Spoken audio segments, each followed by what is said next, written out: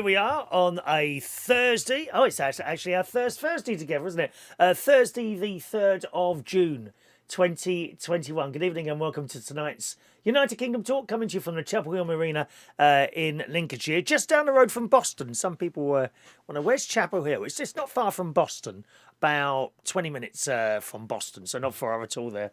I don't know if he's watching tonight. He probably may well be watching my good neighbour, Jeff, and his lovely wife Linda are back down for sort of a mini holiday in their caravan next to mine, and he's bought me a little gift. Look at this.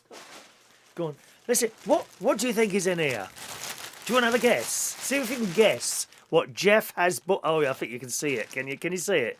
I don't know. Can you see it? I don't know. What do you think is in here? Jeff has bought me a little gift, and I'm eternally grateful to him for this. It's a nice, beautiful gift. Beautiful, beautiful gift. See if you can guess what that is, okay?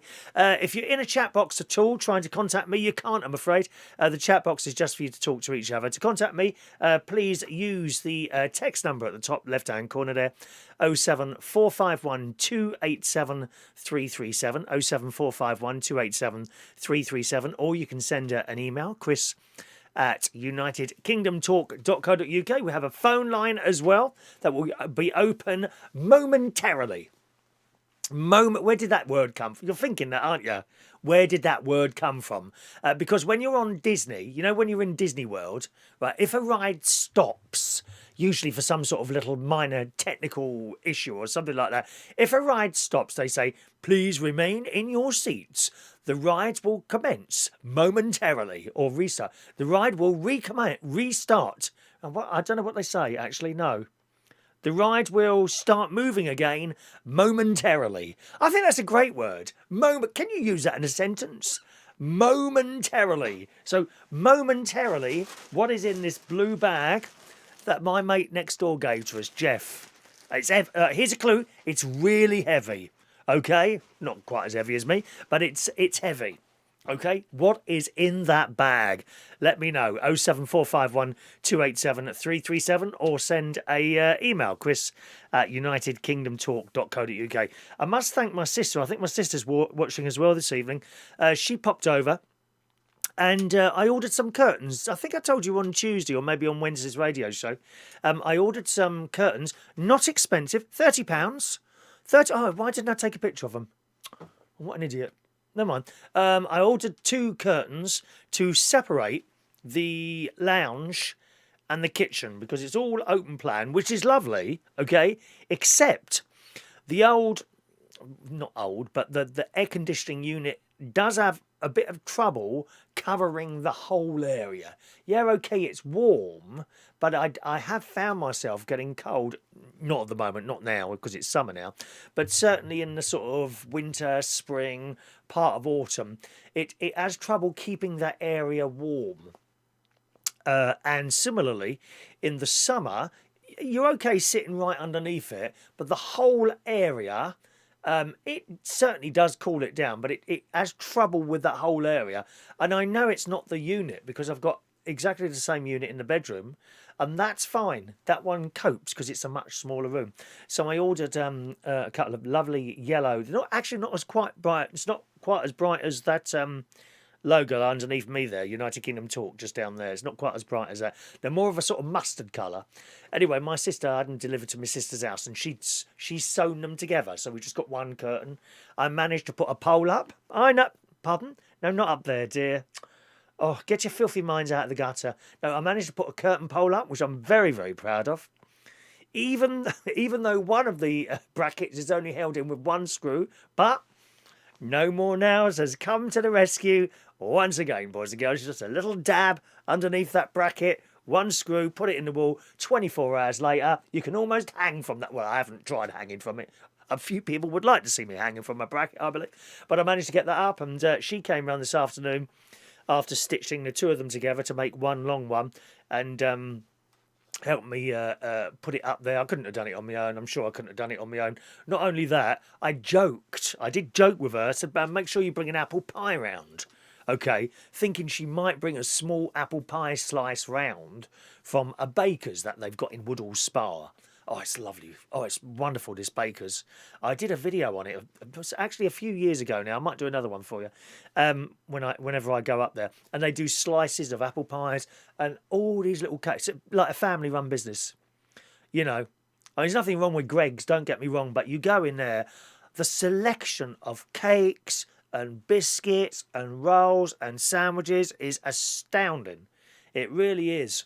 And when the tourists are here, there's this like massive queue of people trying to get in. Huge queue of people trying to get in there. Anyway, so I thought she'd bring me a slice of that. No, she's gone into Sainsbury's and bought me a whole apple pie, and very nice it is too, thank you very much. I've already had a third. That was my dinner tonight, a third of an apple pie. And I'll probably have the other third of the apple pie tomorrow at lunchtime, just before I go for a little sleep. And then I'll be making my way back down to London for tomorrow's karaoke night. So that's how it is. So thank you very much for your kind help this afternoon, sis. Much appreciated there, my darling. Has anyone what's in, as Ross Patel would sing to you, what's in the bag? What's in my bag? What's in my bag? With Chris Reardon. What's in my bag? Anyone guessed that yet? What has my neighbour bought me to have a look at? Let's have a look at your text coming in this evening, gang. Good evening to Mark Bowles. Good evening, Mark. Evening to you, Mark. I sent you a little Facebook message as well there. Good evening to John Powers. Good evening, John, who says, just been watching you at the chippy with Martin. No doubt he paid. No, incorrect. So's how much you know, doesn't it? No or Ethel, mate. No or Ethel. No, I bought the dinner, actually. We take turns. Myself and my sister and my brother-in-law, we would never take the mick out of each other like that. No way. No way. If someone's bought a dinner, then the other one remembers. You know. I mean, the very fact that he starts ordering everything on the bloody menu when I'm paying, I mean, there's neither here nor there, to be honest, because he does. If he's paying, he usually have a small portion of chips. That's all he has. When I'm paying, it's a kebab, a pizza, or a couple of dog rolls to start with. Jesus Christ. I think I maxed out my credit card last night. You know, buying his bleeding dinner. Oh dear, don't we know it when it's my turn? The bloke behind the chip counter knows. He says, is it you paying today by any chance? I says, yeah, fine. How do you know that? He said, oh yeah, because your brother-in-law's just ordered the entire menu again for himself. Jeez. Yeah, so shut your mouth, John. No or Ethel, mate. In fact, John sent in a photograph, and Mark Bowles, I think you're going to be a little bit upset about this, Mark, to be honest.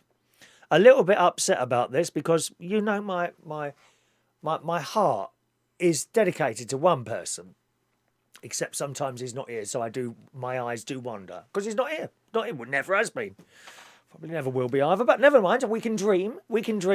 Anyway, John Parrish has sent in a picture, Mark. And I've got a feeling you're going to be a little bit upset by this, to be honest, right? Because I know what you look like, and you know what I look like. You know what you, but you know what I mean, don't you? Eh? Okay. So here's the picture, right? Here's the picture he sent in, right? And John Parrish sends in with a little email with this. Mark Bowles doing my stairs. Now listen, sunshine. I mean, I don't know if your eyesight has gone as well in your old age. That don't look anything like Mark Bowles, does it? Mark Bowles?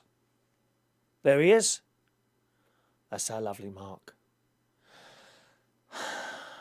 There he is. And random painter. Looks nothing like... Is there something wrong with your eyes, dear? God's sake, man. I think... Do you know, I'm not being funny at all, John, but I've got a feeling you might be a little bit happier watching the test card, darling. I mean, you might find it a little bit soothing in your age. Doesn't look anything like Mark Bowles. Always one. There's always one in there on this. Have you noticed it? There's always one. Always one. Evening to Mr. Gary Ross. Good evening, Gary. How are you, sir? Gary and Leslie on the Isle of Wight. Good evening to Roy Brownlow. Is it a curtain that fits your caravan window and doesn't droop in my bag? Let's just ask the computer. How many people said it's a curtain in a minute, that fits my caravan window and doesn't drop? None. No, incorrect. Incorrect. Anyone else want to have a go? What's in the bag? What's in the bag? Hello to Rachel. Good evening, Rachel. This is fun tonight, isn't it? Rachel says, in the bag, is it the body of Mark Bowles' wife? No, sadly not. She would have had to be chopped up first. Mind you, there's people that have done that over the years, isn't there? Yeah. There was this bloke, he started picking up gay men. Actually in a place I used to work, but it was before I worked there, at the Black Cap in Camden. I used to go around, pick up men, right, take them home, kill them, and chop them up into pieces and put them in carrier bags all over London. Awful. Thank you, Rachel. No, it's not her. Andy, good evening to Andy tonight. Hi, Chris. Is it a new Chris Reardon sparkling ball for the Lincolnshire studio? No. It's not a sparkling ball, I'm afraid. Not a sparkling ball. There is only one Mirrorball studio. Only one Mirrorball studio. Not a sparkling ball. What's in the bag? What's in the bag? With Chris Reardon. Come on. What's in this bag? I might tell you later. At last, common sense has come to the world. Sherry Parish is there. Thank God for that, Sherry. Hello, Sherry. Hello, darling. Good evening, Chris. Saw you with Sharon and Martin in Skegness earlier on YouTube. You have a lovely family, and we had a lovely time. Yeah, we had a lovely time. Thank you very much. It was really nice, except my heart was in my mouth for a while. I said my heart.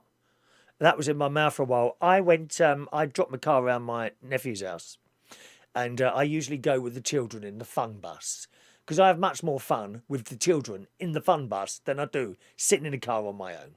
You know, I usually well, I don't seem to be able to manage it now. I usually manage to make one of them burst out into tears, you know, but not anymore. They're not crying anymore.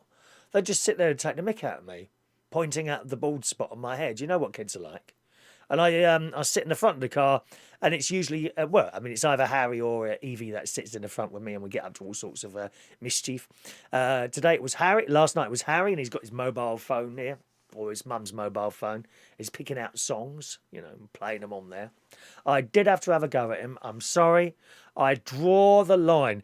These blooming small people have got the most awful habit of stopping things before they've finished because they've run out of patience.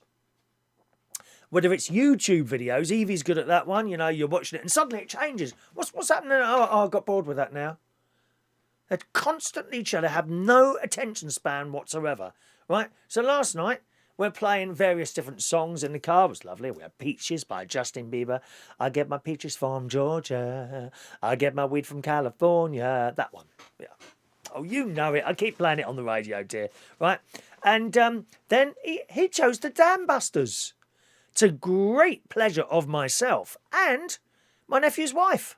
Right? Because she was driving the car. There was a reason she was driving the car. And I'll come to that in a moment. Don't rush me. Okay? We can't just do it all in one go. You've got to wait, dear. Wait. So here, you know, it starts off. That one, right? And then it builds up. And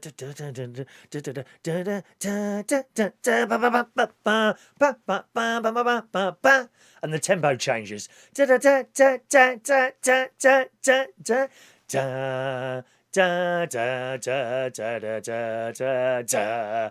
And of course I'm going on that. I said, yes, this is where we dropped the bomb on the German and it blew up the bridge. Good. And it goes and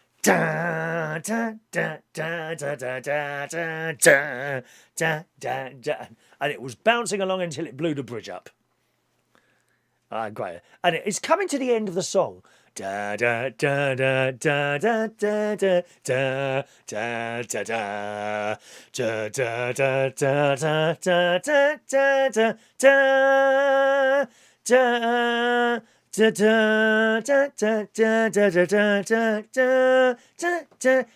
da da da da boom boom boom boom boom boom boom boom.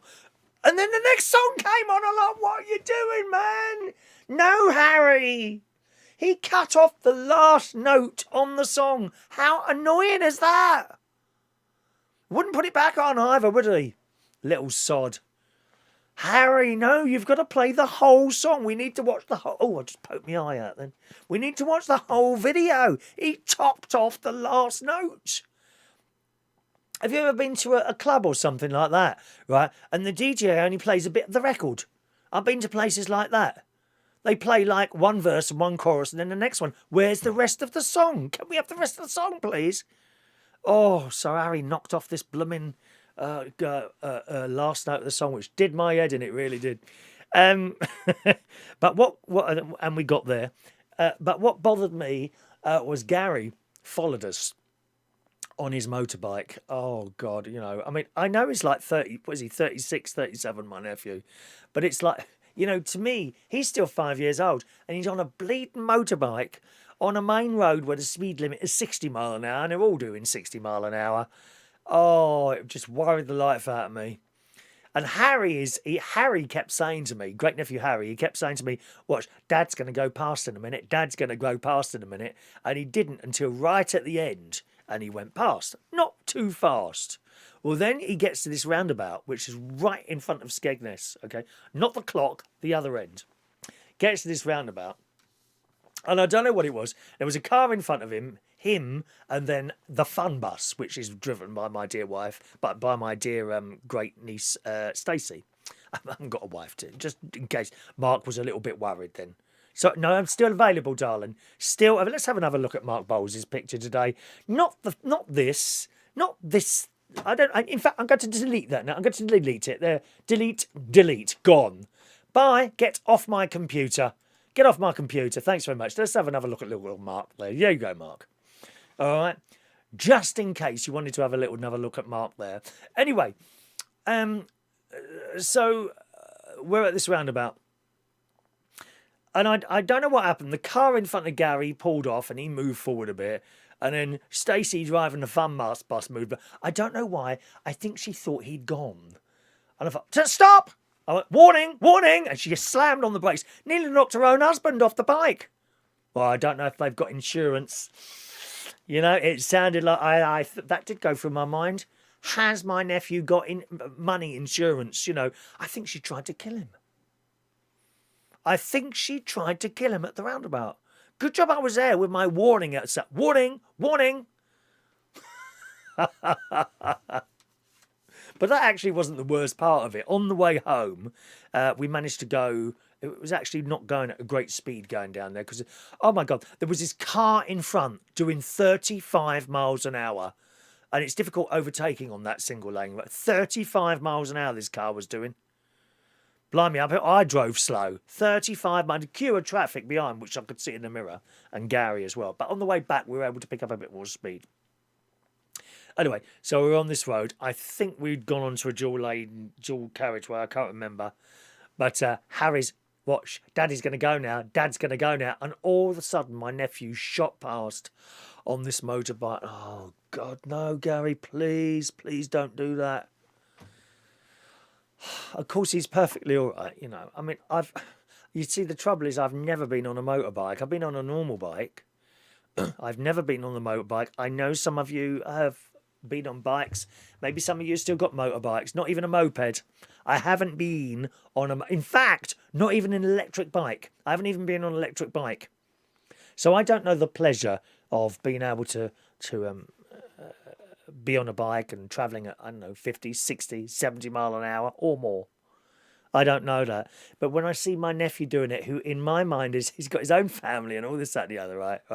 In my mind, he's still 5 years old, Gary. And he does stuff. And I'm, oh, God, no, Gary, don't. If you're a parent, you'll know what I mean. I mean, it's only my nephew, it's not my pet, but still, do you know? Oh, I've had my heart in my hand. But we had a lovely, lovely time yesterday. We went to the Trawler's Catch, of course, in Skegness for dinner, as John mentioned there. And we had so much food, I tell you. Enormous amount of food we had. Really, I spoke about it this morning. But I ended up with a large chips, baked beans, pineapple fritter, which I would normally have something like that. But I thought I'd order some onion rings as well. And this, you don't get 2 or 3 onion rings. It's like another portion of chips. Come in this great big box. Oh, my God. But my nephew and his wife had some. Well, actually, they had a load of them. More than I expected them to take, to be honest. But I felt so fat after that. But I still found time for an ice cream afterwards, which is very nice. So there we are. Mark Bowles says, has William Tell rang you yet to tell us about his nan? William Tell and what he had for tea. William Tell. Is he the one that used to shoot bows and arrows for apples? William Tell. Thank you. Roy Brownlow says, is it your leaving present from your neighbours? No, I'm not going anywhere. I'm going back to London tomorrow to do my job. There you go. What's in the bag? What's in the bag with Chris Reardon. If you listen to Ross Pat Dealt, you'll know what I mean when I sing that one. By the way, did any of you hear Ross's show the other night? I did say, did any of my viewers text you? He said, yes, one. So next time, I'll give him a bit more than that. Poor Ross, bless his heart. He loves it. He loves doing internet radio, my friend Ross Pat Dealt. I've never met him. I don't think I've even spoken to him on the phone, to be honest. But I've known him now for over 10 years. And he just comes across as a decent bloke. You know, like most of you on here. Really comes across as a decent bloke. He's lovely, Ross. And he's on Reach on Air on Tuesday nights between 9 and 11 o'clock. So not a present from my neighbours.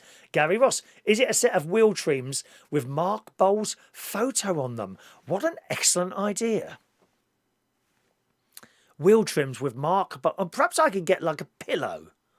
You know, you can have that done, can't you? Printed pillows with Mark with photos on. In particular, in my case, Mark Bowles. I could just put my head down, but it wouldn't smell of him, would it?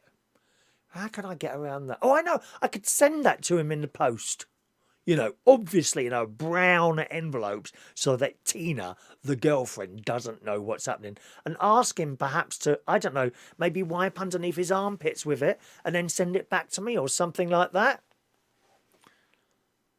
That would be a good idea, wouldn't it? That would be a little bit more authentic. Yeah, I could do that. There you go, Mark. Or maybe, I don't know. I mean, if it's a pillowcase, I could cut a hole in the top of it and ask him to wear it for a week. And then just send it back to me unwashed. Then I could put it on my pillow and then just happily go to sleep on that. And just, sometimes the imagination is often better than the real thing, isn't it? Let's be honest. I actually had a dream today. I can't believe this. Can't believe this dream I had today. I don't know if I want to tell you about this now. I don't know if I want to tell you about this now. I have to say, it wasn't in this dream, there were three of us in this dream. This is this afternoon, okay? This is this afternoon. So this dream. So we're in a church, and there's family in front of us, and it's a Catholic church. And for some reason, we're kind of on an altar, okay? And the priest is doing his thing, and all the family in the front. All the family in the front there. And there's me and two other blokes. One of which is a friend. Well, they're both friends. They're both friends, okay? Both friends. And so this mass is going on. And the curtain... There's a curtain. And I don't think the curtain is closed. It's kind of half closed. Anyway, we're sitting there, and we all three of us stand up. And the priest says to my two mates, so is it you two Jewish boys that are together? And I pipe up. I said, no, it's me and him. Oh, okay. And then he gives us a blessing. The Catholic priest gives us a blessing on the altar of a Catholic church, quietly. And then he just smiles at us and then carries on with the mass. And he did it quietly so that no one else could see what was going on. And I woke up and I thought, what a nice dream that. It was a lovely dream. Just a blessing. Because, of course, you can't have gay weddings in Catholic church. Not allowed. Which is okay. That's okay by me, That's okay by me. No problem with that, really. But it would be something that if I ever met something that I might want to do. You know what I mean? And what a strange dream that I would have something like that. And I woke up feeling quite happy about that. Anyway, let's go back to these little messages here. Yes, I think definitely I'll try and get hold of Mark Bowles' address. Is there somewhere I can look that up? I'll just type in Mark Bowles on the telephone directory and send him the pillowcase. I think that's an excellent idea. Good evening, Steve Murray. Hello, Steve. Hello, Steve. How are you today? Funnily enough, I'm glad you're there, Steve. My nephew has actually offered because he does video review type things, right? And he's offered to put in a diesel heater for me in this caravan. The only thing is, I'm not quite sure that I need it now because I've got my electric heating, and then for an emergency, I do have a wheel around portable gas fire, quite a big thing, and that really chucks off the heat. So I'm not so sure that I need one now. But he could make a video out of it, if you see what I mean. Is this like your setup? So the way I understood it is that you have the unit outside the caravan and a piping the heat in. But he says no, you have the unit in your house, and the pipe going out somewhere is for the exhaust fumes. You know, so I'm not quite sure. I said no to him at first because I just don't. You know, I don't really want another hole in the side of my caravan. I've got loads of holes in the caravan. Various different things, which you're really not supposed to do. There's an old bloke in a caravan in the corner, and I says to him, I put my brother-in-law's putting an internet radio area up, and he says he's not putting it on the side of the caravan. He said, is he? I said, yeah. And he's like, oh, God, no. I said, well, what's wrong with that? He said, it needs to go on a pole. Don't put anything on the side of your caravan. I said, well, I think it's a bit late now. Well, the water's not coming in. Seems to be all right. But I've got a few holes in the caravan now where I've had different things. And when I had that portable air conditioning thing, which I discovered the other day, those portable air conditioning things are not efficient at all. They suck the electricity out like a fan heater, but worse, you know. And they're noisy. I mean, they do the job all right, but not as good as what I've got now. Because the thing in the bedroom is only 800 watts, not even a kilowatt, that thing. But before I had that, first of all, I had this air conditioning thing over there. And Martin came and put a hole in the side of that wall. And then I needed to change it because I got a new bed. And the bed was now in the way of it. So then he filled that one up, or put a plate thing over it, and then put one in that side. And then a few months later, I had the other thing put in. So I got holes everywhere at this caravan. The holes, one of them in there is filled up with bubble wrap. It seems to do the job. We don't really do things properly here. Thank you, Steve. Hello to George Bond. Is Mark Bowles in the bag? Mark Bowles is not in my bag, no. What's in the bag? What's in the bag? Come on, what is it?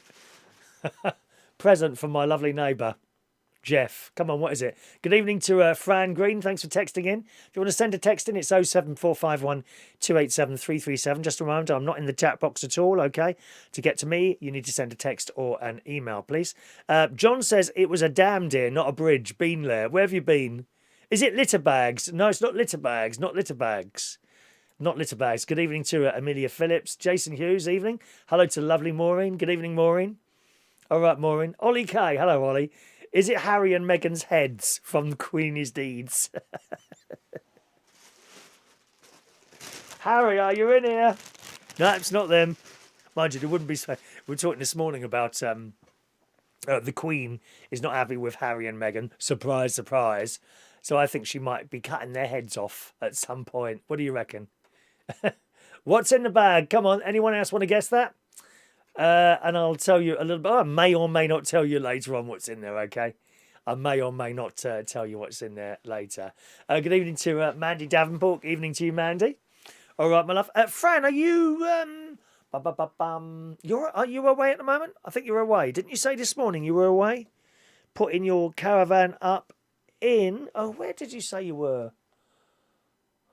I'm sure you said you was away today. Sure, you said you was away today, so I'm not quite sure. Let me know. Is it a blanket with the United Kingdom Talk logo on? No, it's not that. Mark Bowles, is it a bag full of toys? No, it's not a bag full of toys, dear. Well, if you don't get round here soon, I'll have to do something like that. Roy Brownlow says he's emailed a picture to me. Okay, well, that's not here yet. Maybe it will appear later on. I noticed those Gmail pictures Gmail stuff seems to take a little while to come along sometimes, don't they? Hey, I noticed that. Well, let us know what else you think is in the bag. And if I don't tell you by the end of the show, which could have happened in the next 2 minutes or the next 2 hours. I never know how long these shows are going to go on. Keep guessing. Keep guessing. Should we give a prize? No, no prizes here. Oh dear, what a shame. Too bad. Never mind. No prizes here. I've changed this. This is something that Glenda sent in. It's lovely, isn't it? Look. At Christmas, I think it's either Christmas or birthday present. Look at that. Caravan rules. Watch the sunrise. Wake up smart. Well, I woke up smiling this afternoon after that dream. It was a lovely dream. It really was. I was just a little bit disappointed. It wasn't Mark Bowles who had the blessing with me. It was someone else. So one of those things. All right. I mentioned the apple pie that my sister gave us. All righty. Terrible news, I think. Terrible news. The BBC has once again cancelled something. They've cancelled something that is very popular and has been a staple of Tuesday night viewing for years. Of course, it's not the first time they've done something like that. And I am so disappointed. There are 2 programmes I look forward to seeing on the telly. Just 2. I watch Casualty, but I don't need to watch it. You know, I don't absolutely have to watch Casualty. Holby City, I think, and I've said this a few times over the last few months, has now got the edge over Casualty. And they have bloody well cancelled it. I can't believe it. They've cancelled Casualty. Holby City. They've cancelled Holby City. On the BBC News website, Holby City, the long-running BBC medical drama, is to end. It's been on 23 years. Why? Why? The usual claptrap of excuses. The series created... first aired in 1999 as a spin-off from another show, Casualty, which carries on Saturday nights on BBC One. The BBC announced on Wednesday that the drama will broadcast its final series in March 2022, so next year, and then no more. No more Holby City. Can't believe it. The corporation said it was incredibly proud of the show, but said it had to make difficult decisions to make room for new opportunities. Well, you know what they're going to be replaced by? Something crap like what's on BBC Three. One of them things. One of them things telling us what to do and what to say. I'm fuming. 250 people work on the show, including actors, camera operators, engineers, hair and makeup professionals will be affected by the decision. Holby City won a BAFTA. I mean, they've won awards. This programme has won awards. It won a BAFTA for Best Continuing Drama in 2008 and still regularly attracts more than 3 million viewers. Now, 3 million may not sound a lot, but in these days, that's not bad going. Gone are the days of the 1970s and 80s when there'd be 20 million people watching a show. OK, it happens sometimes, but it's not like a regular thing. I mean, I think... Actually, it was Larry Grayson. Larry Grayson's Generation Game got more viewers than Bruce Forsyth's. Did you know that? I came across that very interesting piece of information the other day. Ollie Kay won't know who Larry Grayson was. It was like this really camp man who used to host the Generation Game, which you probably have seen with Jim Davidson. He was all right, Jim Davidson. And then the complete abysmal version by Mel and Sue. I mean, for God's sake. And you see stuff like that, Generation Game with Mel and Sue. How on earth did they get away with that? Shockingly bad. Anyway, this story goes on. We are incredibly proud of Holby City, but it's with great sadness that we are announcing after 23 years the show will end on screen in March of next year. And then it says, we sometimes have to make difficult decisions to make room for new opportunities. And as part of the BBC's commitment to make more programmes across the UK. Well, what blooming difference does it make? For years, Radio 1 said that. You know, why don't you have the studios in other places? And the Radio 1 people said, well, a record sounds exactly the same if you play it in London or you play it in Manchester or Glasgow or on the Orkney Islands. It still sounds the same. Same with Holby City. Don't matter where you make it, does it? This is that whole, we must move out of London crap again, isn't it? New opportunities, it says. we've taken the difficult decision to bring the show to a close in order to reshape the BBC's drama slate to better reflect, represent, and serve all parts of the country. Now, this, on the outside of it, sounds like the old box ticking that they do, you know. But when you look at the members of actors and actresses in Holby City, there's a decent selection of people from all different colours and male to female and gay to straight and all that business. What's the problem? Sounds to me like change for the sake of change. We've all seen that before, haven't we? He added, we'd like to take this opportunity to thank the amazing team at BBC Studios and the cast and the crew who have been involved in the show since 1999.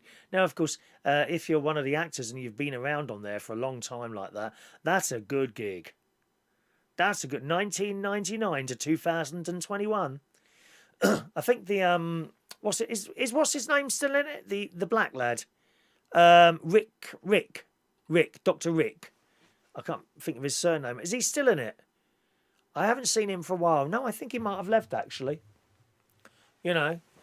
And talking to black actors, we got the fantastic Jo Martin in there. She's just wonderful. What a great actress she is. She's been on Doctor Who as well as loads of other things.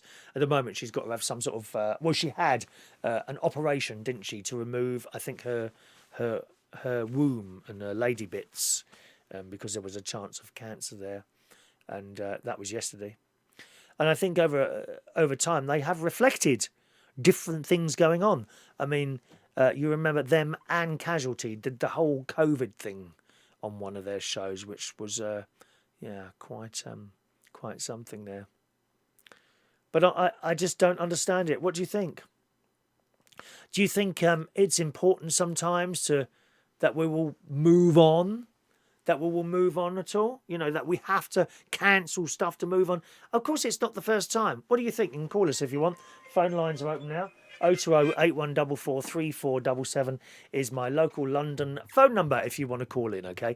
020 8144 3477. Once again, gang, if you're trying to shout at me in a chat box, I'm not in the chat box. To get to me, send a message to me on text 07451 287 337. Or once again, call in now if you want to talk about programmes that have been cancelled. And sometimes there's no reason. Okay, if it's not working anymore, then yes, but it is. There's nothing wrong with that programme. They came across the subject of paedophilia the other day, didn't they? With Mr. Hendrick and that dirty old teacher that used to touch all the boys up. They covered that. They've covered so much in there. And now they're taking it off. It's just beyond me. And what makes it so sad, certainly from my point of view, is that there's only a couple of things on there that I really look forward to watching, and that's one of them. Don't get it. To the point of actually thinking, I'd like to look into cancelling my TV licence. Now, I want to do it all legally. And the trouble is, when you say something like that, everyone's a bloody expert. No. I won't be taking information from anyone either on here or on YouTube or Facebook because they'll all, this is what you definitely got to do. No, I'll go on the BBC website and there must be certain instructions about how to do this. From what I understand, you're not allowed to watch live television or iPlayer stuff by any method. So that is via an aerial, via the internet, on your mobile phone. You're not allowed to watch live television. I was watching one of Alex Belfield's videos about this earlier on today. And he was saying, actually, the BBC News, they upload clips to YouTube. Well, if you watch those, that would be perfectly all right. But you're not allowed to watch any live television. Now, I don't know where I would be if I was watching a live YouTube show like this. Okay? Because obviously I'm not a money-making enterprise or anything like that here. I'm not a public service broadcaster. I'm just some sad old git sitting in a little room talking to himself. You know, and there's quite a few of us who do it. Not sort of, I haven't found anyone who quite does it like... Well, actually I have. I've found a few people that do it like this. But they tend to be... rather than just someone rambling on about nothing all the time, which basically, is what I do, isn't it? You know, be honest, that's what I do. They're usually leaning in a political sense, one way or the other. For example, Owen Jones, you know, he leans very heavily to the left, and he does his own little show, and it's a bit similar to this, really. He just sits there, puts his point of view across, and then on the other side, you've got I can't remember who it is. There's a couple of right-leaning people on there, and they sit in a little room like this. Perhaps not so ornate as this, with like backdrops and clocks and little things going on like that. But nevertheless, they do the same sort of thing. Now, if they're doing, or Alex Belfield, he does a live phone-in. Now, how would that work? Am I allowed to watch his live YouTube stream?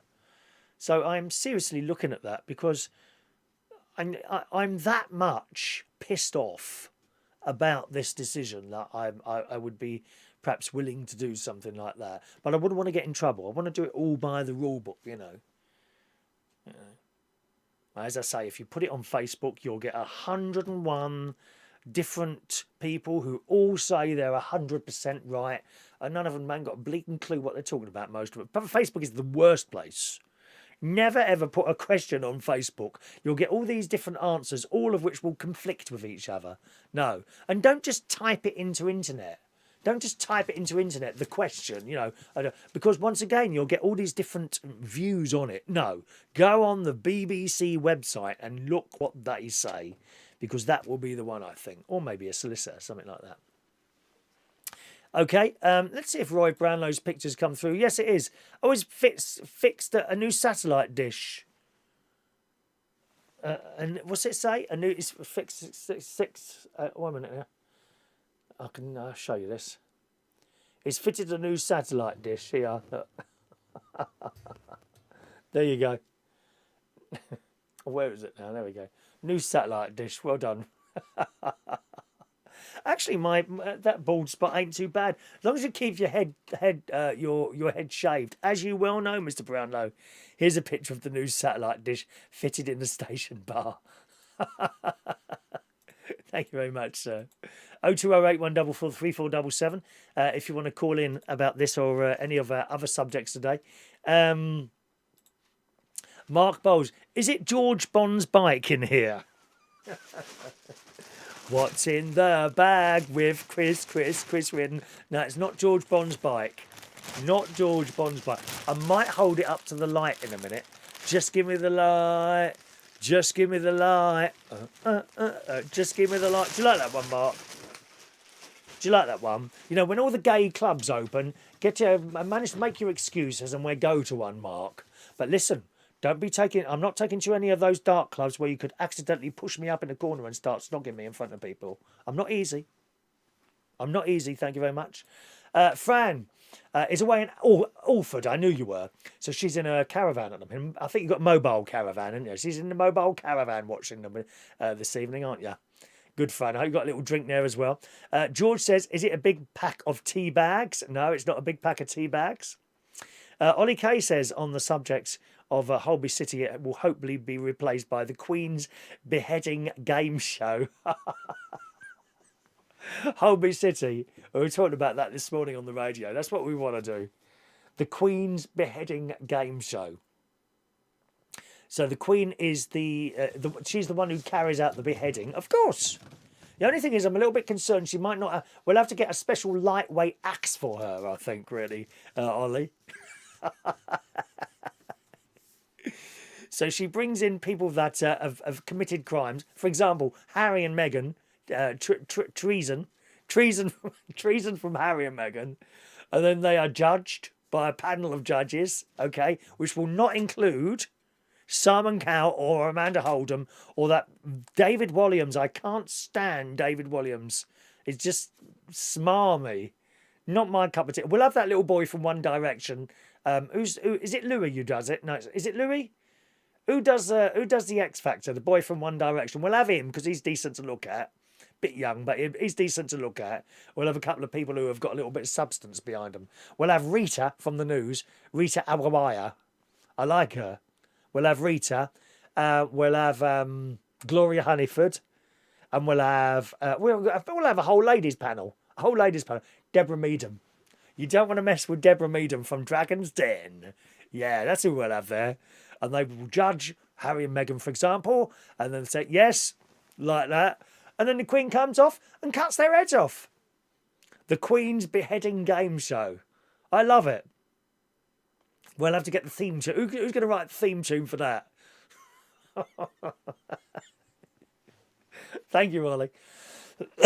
If it's heavy, it must be a conversation by Daniel. It is heavy, this bag. What's in the bag? Come on, what's in the bag? You must know. Roy Brownlow's on the line. Good evening, Roy. Good evening, Christopher. All right. I'm not too bad. How are you? You still no idea what's in that bag yet, have you? Could be anything. Well, there'd be fresh air in it. There'd be oxygen in it and carbon dioxide. And carbon and CO2. If there was any oxygen in here, I would have used it up by now, my friend. How's your week been? All right, thanks very much. Yes, it's been very nice indeed. Beautiful weather. It's been overcast all day here today, but apart from that, it's certainly not cold anymore. No, I walked to the sorting office there. I got a parcel there. Some of your old underwear, I think it was. It was what? Some of your old underwear. I'm not sending you my underwear. Christ, far too old for me. And it was very warm. It felt very close. Yes, yeah. We had. I did think at one point it was going to pour down with rain, but it was just the occasional little spit came down from the sky, but that was about it. No, that was just a bird spitting on you, Christopher. What you got for us tonight? I've mentioned a couple of emails I've had, Chris.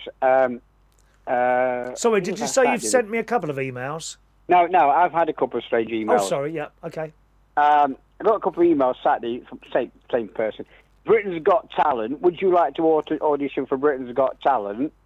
This was on Saturday. Would you like to audition for Britain's Got Talent? Blah, blah, blah, blah, blah, blah. Bristol and somewhere else in the country, London. Yes. So I'm not going that far. No, I'm not doing that too far. Anyway, so then Monday, this week, I get another email from Britain's Got Talent. Sorry, the audition invites that we sent you for Britain's Got Talent for Bristol and London were from last year. Oh. So they invited me to audition for last year's auditions by mistake. Well, that sounds like a bit of a skit. I bet it's probably not from them even. No, it was genuine. Because then today, yesterday, I had another email from Britain's Got Talent, because they send me them every year anyway. Yeah. Britain's Got Talent. Sorry, we sent you them emails by mistake. They were for last year's. Would you like to audition for this year's anyway by video, by sending us a video? Right. So I said, why not? It's a video. It's not going to cost me anything going anywhere. So I've sent him a video. And he had to go online to post a video. Posted the video. Did all me you had to do an interview, film that. You had to put details, all that sort of stuff. Did it. Sent it off. When I sent it off, it says, "Thank you for auditioning for Britain's Got Talent. We will, if you've got through, we will let you know in February 2021." Oh, okay. So that's gone as well. I thought, well, that's gone. Well, their emails are certainly not working now. I would imagine Britain's Got Talent. When is that on? Well, you normally audition about now. Then you normally go for the audition around about November for the following year, and then if you get through, they call you in February the next year. Right. So you go in November, then you actually go before the judges and that. If you get that far in February, in the following year. So I would audition now, and then they probably would let you know, sort of November to February, end of this year. Is it something you'd like? Is it something you'd like to do? I mean, bear in mind, a lot of people are put on there just to have the piss taken out of them. Well, I've done it, Chris. I did it in 2016 and went before the judges 2 yes, 2 no. But I'm actually through to the next round of there's a rival show now, and it's on Prime TV, and it's on what? Now, Prime TV. Is that Prime. Amazon? Yeah, Amazon Prime. Okay. Yeah, Amazon Prime. What's that TV. Called then? Now That's Talent. I actually did a gig a few weeks ago. And there's a few celebrities on that there. And anyway, this guy was there. I said, "Can I show you this trick?" Yeah, blah blah blah. Showed me this trick. He said that was amazing. He said, "I'm going." And he was the director of this Now That's Talent. He said, "I want to put you through to Now That's Talent." Okay. And would you enter? Is it the same sort of format? Do they have four judges taking a mick out of people or what? It's slightly different. What it is, it's sort of in reverse. So you send. Well, you got me to send it. I sent the video. That'll go. In fact, it's gone live on the website now. People vote for you, and they have a judge for each category. So my judge is Richard Allen, who was on Britain's Got Talent, a magician off Britain's Got Talent. He's so a magician, is he? Okay, yeah. Yeah, he will then put through 4 magicians through to the next round, to the semis. Right, okay. And then that will then go down to 1 magician, and same with the singer. George Sampson's a dancer. They'll put 4 from each category through. And then at the semis, 1 will go through. So a magician, a singer, blah, blah, blah, 1 for each category will then go through to the final. Right. So there is 1 for each category. That's on now. Is it like on demand? Is it? Excuse me, I'm going to sneeze. It films in August, I think. Is last year's one on there? The voting's live now. Is last year's one on there? I think it is. I don't know if it's still on there or not. I'm going to have a look at that. I'd like to see that. Yeah. On my Facebook soon, I'll be posting the link for people to go and vote for me on the online thing. But it's a bit of fun. Rich, if you don't take it serious, Chris, then it's a bit of fun, isn't it? Yes, it is. Yes. And plus, sometimes you do something like that and you don't know who's watching. Someone might be watching you who could push you along a little bit, Yeah, it's a bit fun. I mean, I've been doing online for the Magic Circle. I've been doing online Zoom shows anyway for the public and the magicians. Yes. So, in fact, I'm entering. I'm in the Sussex branch of the Magic Circle. I'm entering their close-up magicians competition next week. Yeah, if I get through, I get through. There's a bit of an award, but the best thing out of that is one. I could put on my website, one close-up magician of the year, 2021. Right. Might get you a few more bookings. I don't know. You never know, really, do you? But yeah, that's it. Yeah, so, I mean, if it helps along, then do it. Yeah. Oh, well, I'm just reading in the chat. I know you don't read the chat. Michael Lawrence is going on Love Island. That'll be interesting, won't it? Is he really? Has he started going down the gym then? He's put Gary Ross says I'm the weakest link, and Michael Lawrence says I may apply He's for good Love looking, Island. Michael. No, Michael's good looking. Are they doing a gay version then? Are they? Or maybe he swings both ways. I don't know. Chris. Eh? Are you involved in that? It's Pride Month, isn't it, this month? No, I'm not involved at all. I just do my own thing. No, just do my own. I know it's Pride Month. It's you'll see it on Facebook. There's a great big banner on top of Facebook now. It's also a little bit political, and I don't really get involved in anything like that. Yeah, I don't really want to. I just like to do my own thing. I mean, Chris, as you know, Chris, I mean, I'm straight as a die, but I do. I used to like Nottingham Pride. I used to love going for the day out at Nottingham Pride. Yeah, it's very popular. Such a diversity and such nice people and diversity of people and shows. Yeah. But all that marching around, it tires me out, to be honest now, Roy. Yeah. And although I'm not interested, it's nice to have somebody at least fancy me after all these years. Well, you think someone fancies you at these Pride events, do you? Well, yeah, you get eyed up, don't you? Because I've got a bald head, it's shaved, and I don't know. I think you might be looking at the wrong tree there as well. I don't think there's anyone in this world that fancies you, to be honest, Roy. Well, yeah. Well, you might try with George Bond. He might be sort of looking your way. I don't know. Yeah, I've got a girlfriend. Surprising as it may be. Have you had to import her from Thailand or something like that? No, she don't know she's my girlfriend, but I call her girlfriend. She calls me stalker. Stalker. All right, Chris, it's been a great pleasure for you to talk to me. It really hasn't.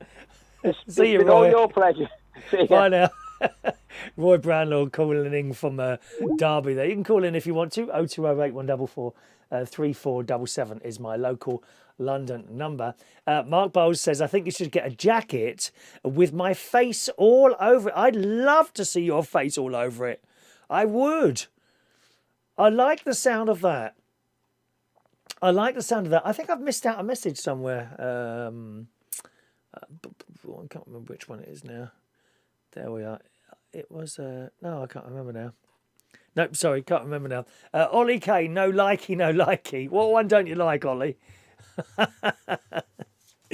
Going back onto the subject there of the cancelled Holby City. I mean, are you a fan? Do you watch Holby City at all? Are you a fan? I know Fran is. I am. There's a few of you who are.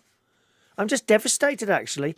Other stuff they've taken off over the years. Do you remember Atlantis? Do you remember Atlantis? Now, this was the programme that they bought to replace Merlin.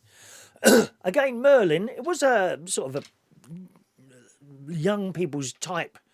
No, it wasn't. It came across as... Excuse me, I just have a bit of a coffee. It came across... Oh, we got another phone. Let's take this other phone call here. Good evening, Daniel. Good evening, Chris. Hello, Daniel. All right? I'm just trying to turn the damn speaker on here. I can't... You always seem to have these technical difficulties. I'm sure it's much easier for you to ring on the phone, dear. Well, ironically, Chris, I am actually talking to you on an phone. Are you? Well, that sounds just as bad as your bleeding microphone. Does it? Mm. You're up and down like a yo-yo, as usual. Anyway, try. What you been doing? Hang on, I'm just going to put the phone in its cradle a minute. Does that sound better? Well, carry on, we'll see. Yeah, because I've had a bit of a funny old day, really. Have you? Why is that, then? Yeah. Well, I've been a bit... I got in that, like, not really able to do much and got into a bit of depression state over the girlfriend. Oh, don't... Yeah, I know all about depression, dear. It's awful. The secret is to keep busy, my darling. You have to just keep busy. That's all I could say to you. You have to keep busy. Yeah, well, in my case, of course, it was like trying to find one. Trying to find what? And it's the girlfriend. What are you going on about now? Well, we've gone to you being depressed to you trying to find a girlfriend. Are they linked? Yeah, well, that's the reason for it. Eh? That's the reason for it. Oh, right. Well, you didn't say that, did you? Okay, carry on. That's what I meant. Sometimes you just have to accept the fact that there's no one. I accepted that. I accepted that years ago. Chris, I think there's something. What is going on? Pardon? There's something going on. I can hear myself talking in the background. Oh, well, come on. Are you going to talk to me or not, dear? Oh, You're having lots of technical... Time with it. Right, hit that. Post it. Is you mucking about with all that stuff, innit? Yeah. Oh, why perfectly all right with Roy Brownlow. He wasn't a problem. Yeah, he's probably not as ambitious as me. Up and down like a yo-yo. What? Right, what happened was... Is this a long call? Who? Is this a long call? Well, I'll try and keep it as laconic as possible. Oh, thank you. Thank you. I got to the point where I actually remembered certain people on this show and some of my own personal Facebook friends. They kept saying to me, Daniel, why don't you go on Tinder? You should go on Tinder, you know, where it all is. Right. So I thought, oh, well, I'll do it. I'll do it. Hand up, I'll do it. So I've tried it, and it's like... I don't know, all these girls look like they're a bit like, well, you know what we said the other night about speed dating, you know, them girls in a bit like high-class positions and all that. Well, and a lot of them look like... I like to class myself as a high-class type person. I think you actually are. I mean, looking at you now, Chris, from the computer screen, I think you do remind me of someone on telly, actually. Oh, yeah? Who's that? Yeah. I don't know if it was that bloke Dave Courtney who... the famous East End. No, don't know him at all, I'm afraid. I think he had something to do with setting up the funeral of Ronnie or Reggie Cray or something. Oh right, yeah, okay. So I heard, but you know, you do look like someone off the top. Oh, maybe not anyone in particular, probably a mixture of people. A mixture of people, like a mongrel. Is that what you're saying? Do I look like a mongrel? Like, you know, we get dogs, and they're different breeds put together, and they're called mongrels. Do I look like a mongrel? Oh, we normally call different breeds all put together. Yeah, we normally call them crossbred. Am I a crossbreed? Do you think so? Yeah, what, alien and human sort of thing, do you think? Yeah, quite a mixture of a few people. Well, get on with it, dear. You're talking about your Tinder Tinder date. Yeah, so I've like paid £20 for a month's worth of privilege to get some girls, and fair dues, I've got one so far. Oh, send a said picture. Let's have a look. Well, no, I mean, she ain't said anything yet. I ain't even said anything yet. I'm trying to see who comes, because some of these girls, you know, their own photos, they actually put on the photo in the photo. You know, they like use software to photo text, you know, and they've got their own names actually on the photos. They're easily findable on Facebook as well.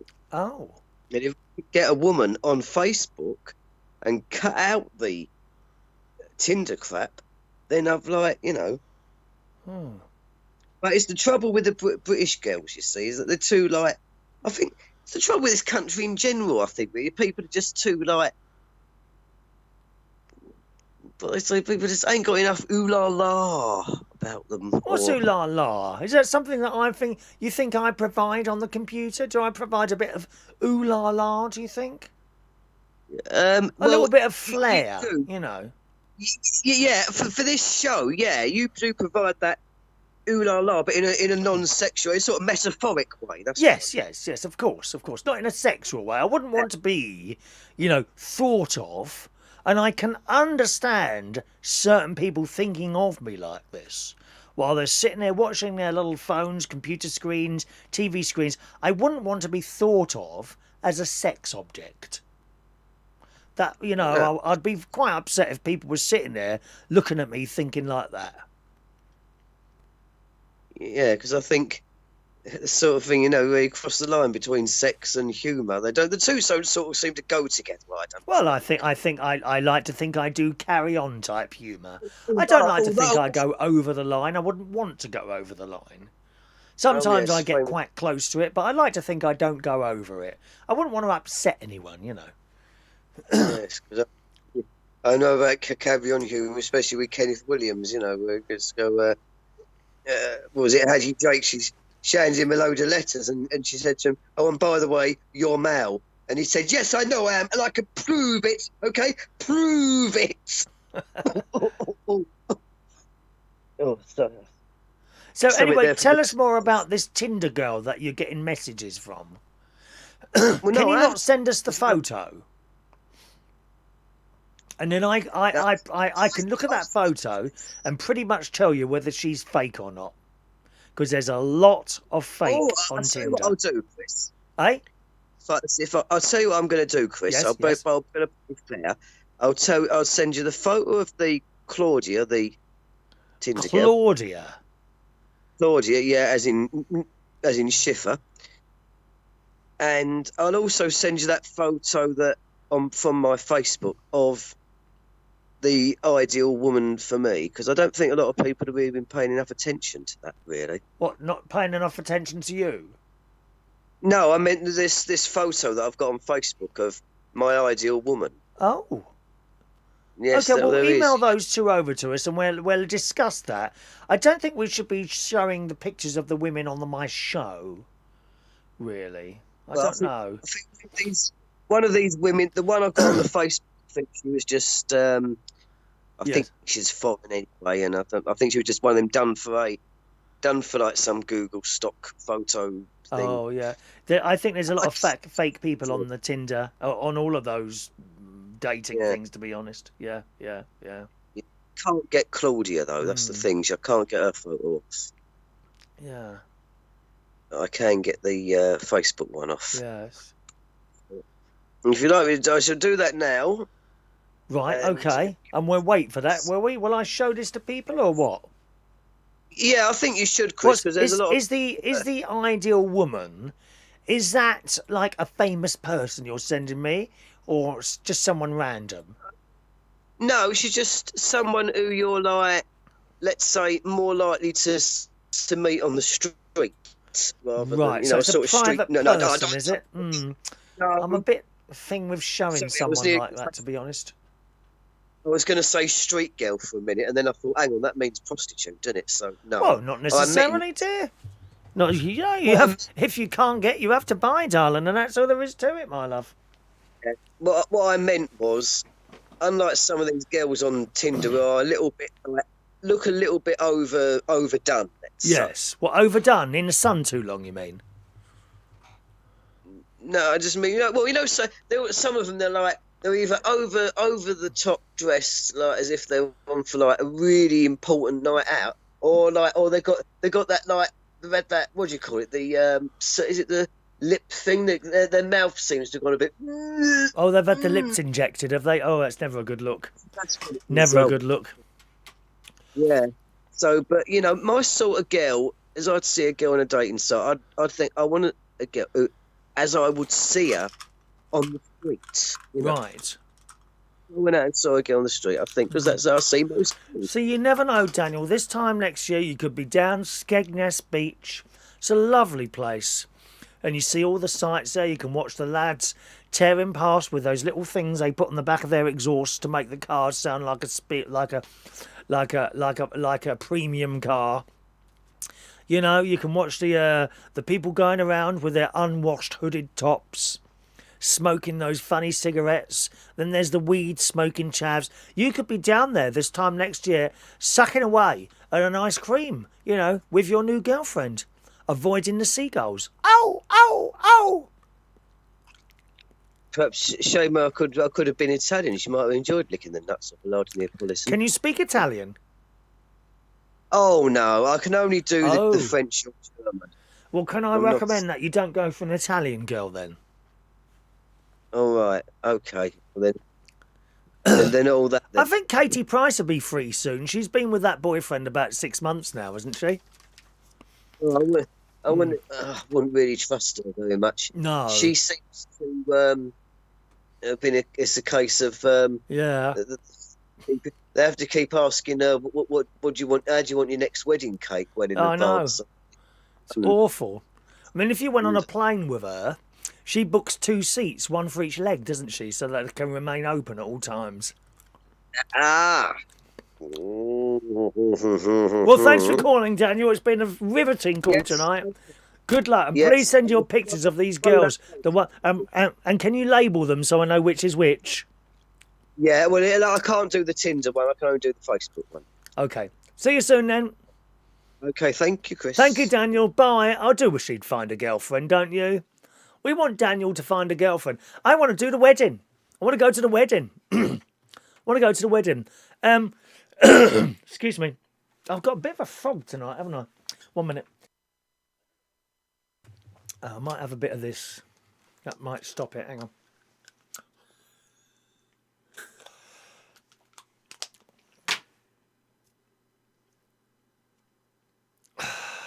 That sometimes stops it. Anyway, we've been keeping this going for an hour now. What's in the blue bag? My neighbour Jeff gave it to me in the caravan next to me. Steve Murray emails in, 100% have the diesel heater. You won't need it for a few months, but it's a great investment for a mobile unit. So thank you for that, Steve. Steve thinks I should have one. You only have one pipe coming in, do you? No, you have the heater. So you have the heater in one room and you just leave the doors open? Would I be right with that? Do you leave it on all night? Matter of interest. George wants to know, is it Mark Bowles' bike? No, it's not Mark Bowles' bike in there, my darling. Mark Bowles, is it a jacket in the bag? No, it's not a jacket in the bag. I do like the sound of the jacket with your face all over it. I wonder if I could get one of those made for me. Thank you. Ollie Kay says, no likey.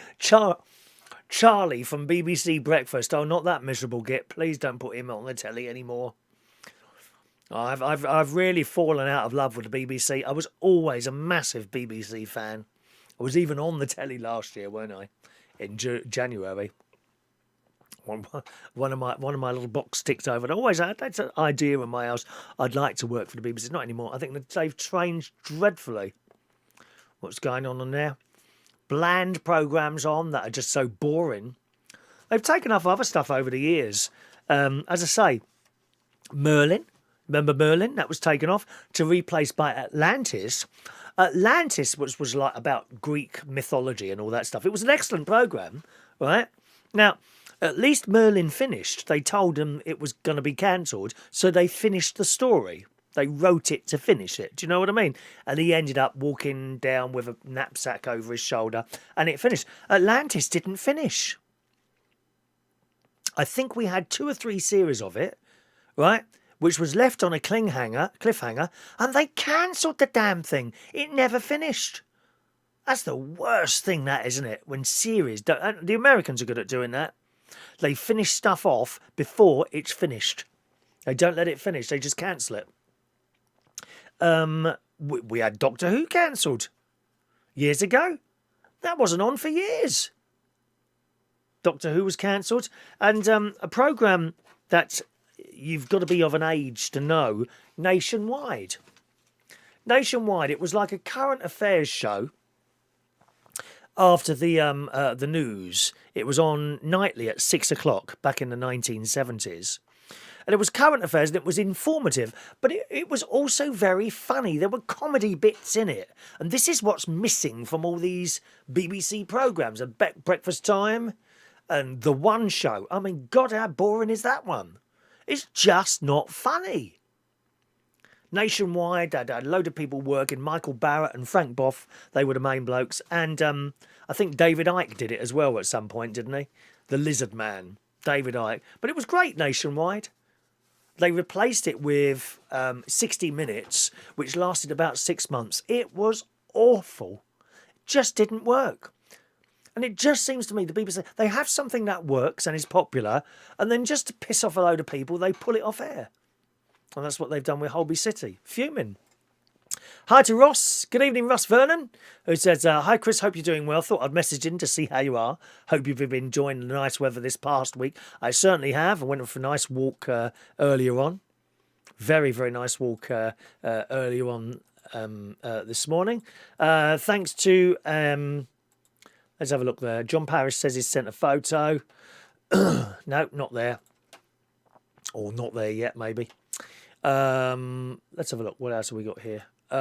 Paul in Cornwall. Hello, Paul. Good evening from Paul and Joe there. Hello to you. All right, Paul. Roy says you should write Mark Bowles on that inhaler, Chris. No, I'm not going to do it. No, that's over the line. Mustn't go over the line, dear. Jason Hughes. It's a bag of rhubarb. Da-na-na-na, da-na-na-na, da-na-na-na, da-na.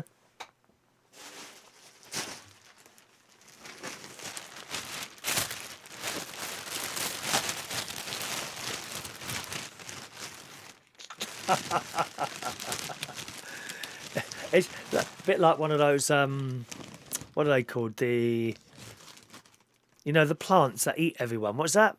Day of the Triffids. Look, it's got the head. Look like that. This is a huge bag of rhubarb, and I'm so grateful. Because I only discovered when Jeff was in a caravan next door to me, he's got an allotment. Has anyone else got an allotment or have had one before? I had one. I had an allotment years ago. I gave it up. Oh, hard work that was.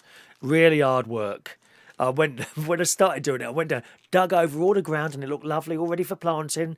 Put some seeds in. The next week, I come back, all the weeds were back again. What a nightmare that was. I'm obviously not doing it wrong. I would probably be happy to take a couple of classes somewhere to learn about how to do an allotment properly, and then I'd do it. I take great pleasure in growing things, But here we go. I mean, it's massive. Look, you can see it now. You can see it. It's see that, Mark? Look, it's like a vein running down there, isn't it? Look, all the way down the end there. Like a little vein, isn't it? Huh? Anyway, really pleased with this. And with that, I shall be making rhubarb crumbles. And I'm very much looking forward to that. I shall be taking it back down to London with it. I did offer some for my sister, who popped over earlier with an apple pie, helped me put up the curtain. But she's got her own rhubarb plant, so she doesn't need some. So I'm taking the whole lot back, and I shall make rhubarb crumbles, and I shall show you the results of my... Perhaps we'll do a rhubarb crumble making video. How exciting is that? It's so easy. It's so easy. Now, I do cheat a little bit. Bags of ready-made crumble. I'm sorry, I know. But I tell you what I haven't done before, a pie. I actually haven't made a pie before, like with shortcut pastry. Is that worse than crumble? for weight. Not that I seem to be worrying too much about that. But rhubarb crumble. Mark, would you like me to send you some in the post? Mark Bowles is with us this evening. Just in case you don't know what he looks like, there he is. There's our Mark Bowles, the most popular viewer here on United Kingdom Talk. All right. Steve.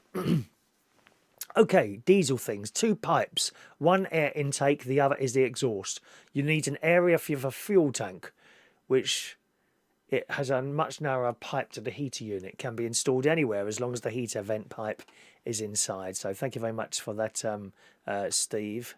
I don't know if I'm going to do that. I'm kind of, I've got... I don't think I will, actually. I mean, it sounds a great idea, Steve. If I didn't have the electric thing in that I've got now, then I probably would have done something like that. But, Anyway, thanks for your advice there, Steve. Appreciate that. Hope you're well, darling. I haven't seen you for a little while. Raffle prize, rhubarb crumble. Oh, I don't think I'll get it in the post. It would get spoilt in the post, wouldn't it? And Jason Hughes, he said, I think I deserve a rhubarb crumble for getting it right. Well, they don't sell that in Greggs, do they, my love? Rhubarb crumble. They got the pink cakes, though. Tottenham cakes, they're called, aren't they? Tottenham cakes, which are quite nice. Good. Now, talking of TV programmes that we love, and we talked about the ones that have been cancelled over the years, little bit of a problem with The Wheel. Yes, The Wheel. Spin the Wheel. The Wheel with Michael McIntyre. BBC One's new, I say new, they've had one series now, Saturday night super show. Hugely popular. They got it right, this one. They actually got a game show, unlike that Gordon Ramsay thing that was on a while ago. Oh, horrendous. Horrendous. Some of those game shows on the BBC are so bland. Who's the bloke with the bald head? I think it's counting down numbers and you have to, it starts at 100 and you have to get a low score. Is it pointless? That's boring. Bland and boring. Michael McIntyre has turned The Wheel into this showbiz thing, and it's just full of flair and funny. It's funny. That's what we need. Just like we had with the Generation Game. It's the new Saturday night juggernaut, The Wheel. But they've got a bit of a problem. In The Sun is reporting today, Michael McIntyre's The Wheel thrown into chaos as a staff member gets coronavirus and forces guest Harry Redknapp into isolation.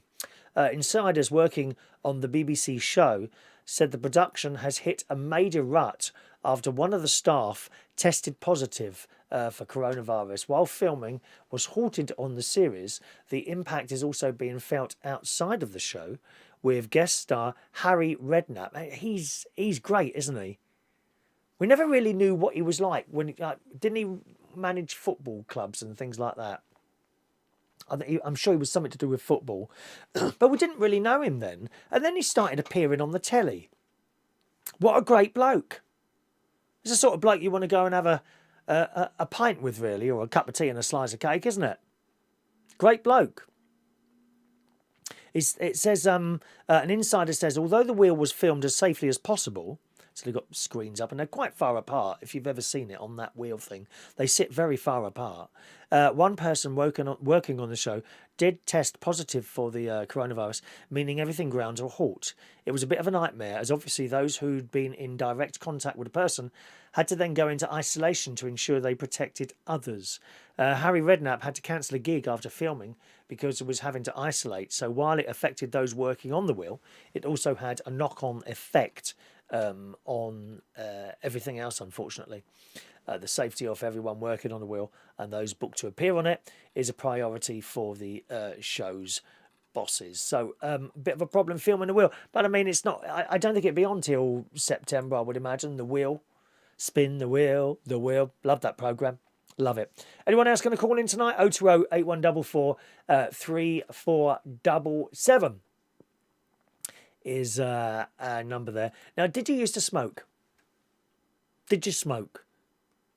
I asked this because Oxfordshire, according to the Daily Mail, is to ban smoking outdoors, and they're not the only ones, in time for lockdown ending, as it gets set to become the first smoke-free county in England.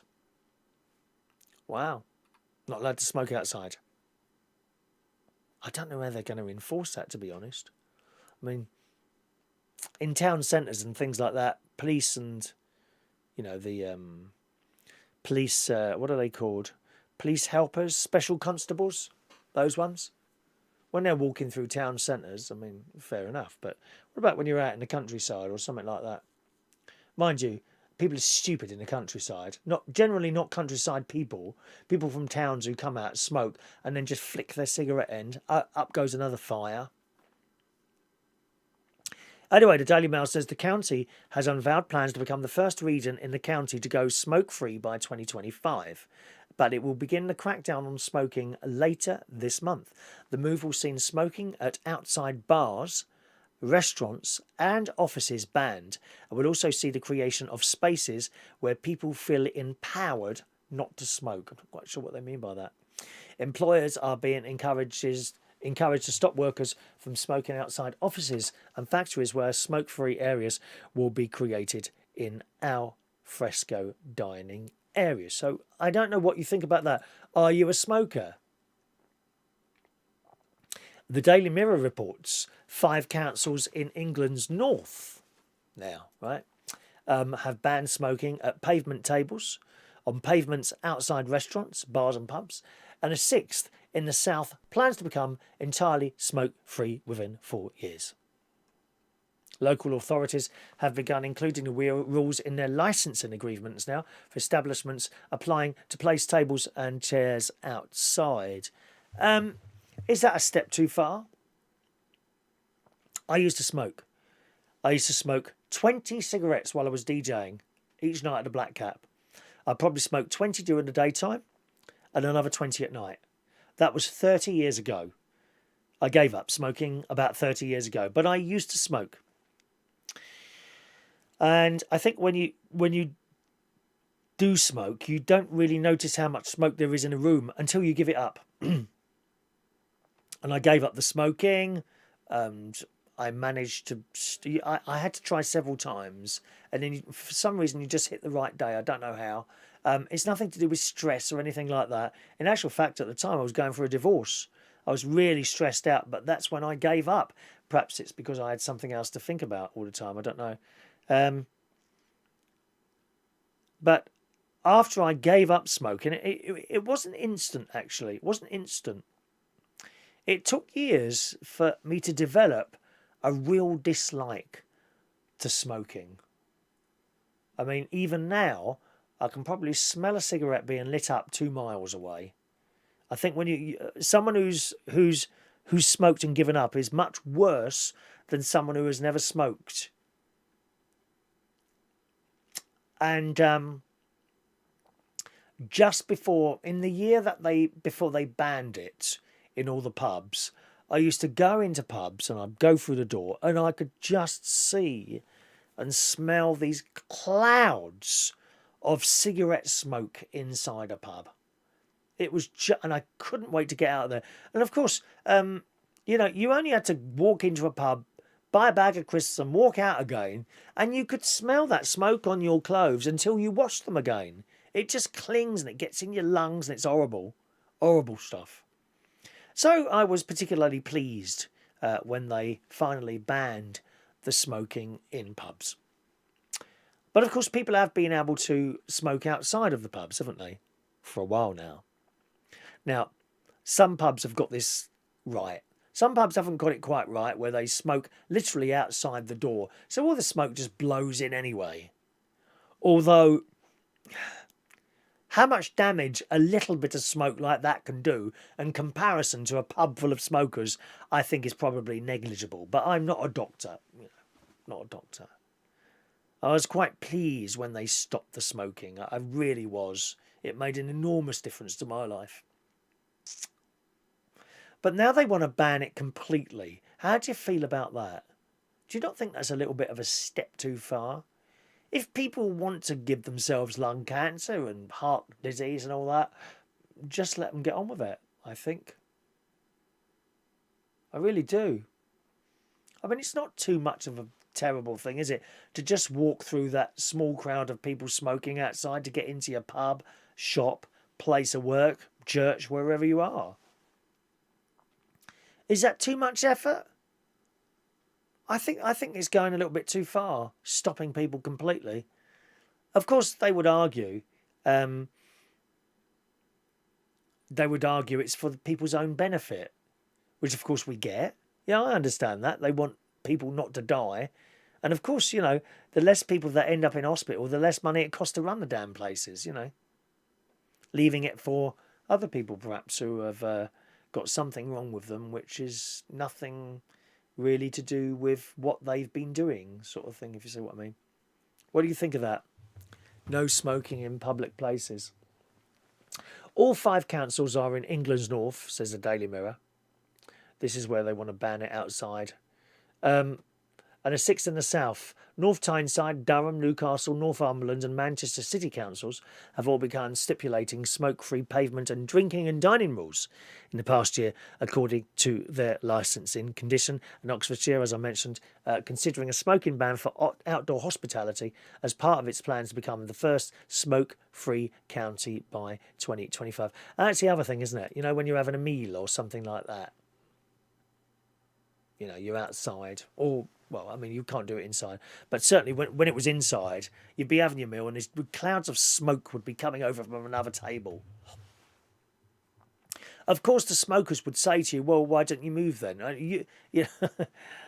That one smoker fills an entire room with smoke. Put in, 50 people inconvenienced. Remove that one cigarette. Those 50 people are no longer inconvenienced. So, yeah, stop them smoking inside a place. But outside, not so much. Mark Bowles says, you can smoke me. Oh, Mark, I don't want to see you chopped up and put in a roll up, my love. Incidentally, Mark Bowles, if you want to smoke, that's okay by me. If you were worried about that, if that's what the problem is, you're a little bit worried that I would be offended by your smoking, you smoke your head off in front of me if you want to, as much as possible. The little ashtray next to the bed, just in case you want a cigarette after. Well, I mean, when whatever. Roy Brownlow says, I preferred cigarette to the e-cig smoke machines. Yeah, I mean, those e-cigarette things, you see, even those. And I always thought there'd be some sort of problem in the future with those. And there is now, isn't there? Like, because it's water vapour and fungus likes water vapour, doesn't it? Fungus? Stuff like that. Again, I'm not a scientist or a doctor, I'm just guessing. I always knew there'd be something wrong with that years down the line, and they found something, didn't they? But that's quite powerful, that stuff. E-cigarettes. They got these different flavours. There was one bloke, and he's a lovely bloke, don't get me wrong, lovely bloke, who used to come to the karaoke nights in Sydenham when I did it down there. Actually, come to Central Station as well. Lovely man, used to drive a tube train. He used to bring in this smoke thing, blueberry flavour. Okay. Right, my God, I've never seen so much clouds of smoke coming out of someone's mouth. I mean, it was literally like a cloud. And, for a little while, that's quite nice. Nice smell of blueberries, that's nice. But then you realise it's there all night and it starts getting on your nerves. Horrible, that stuff. Mandy. I packed up smoking 8 years ago. Don't take you long, does it, Mandy, to feel better? Really? I gave up the smoking because I was 20... I think I was about 25, 26, something like that.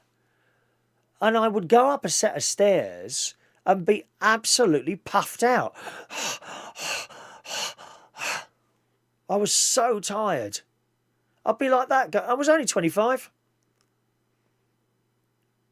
So I gave up the smoking, and very quickly it recovers. Very quickly, actually. Very quickly.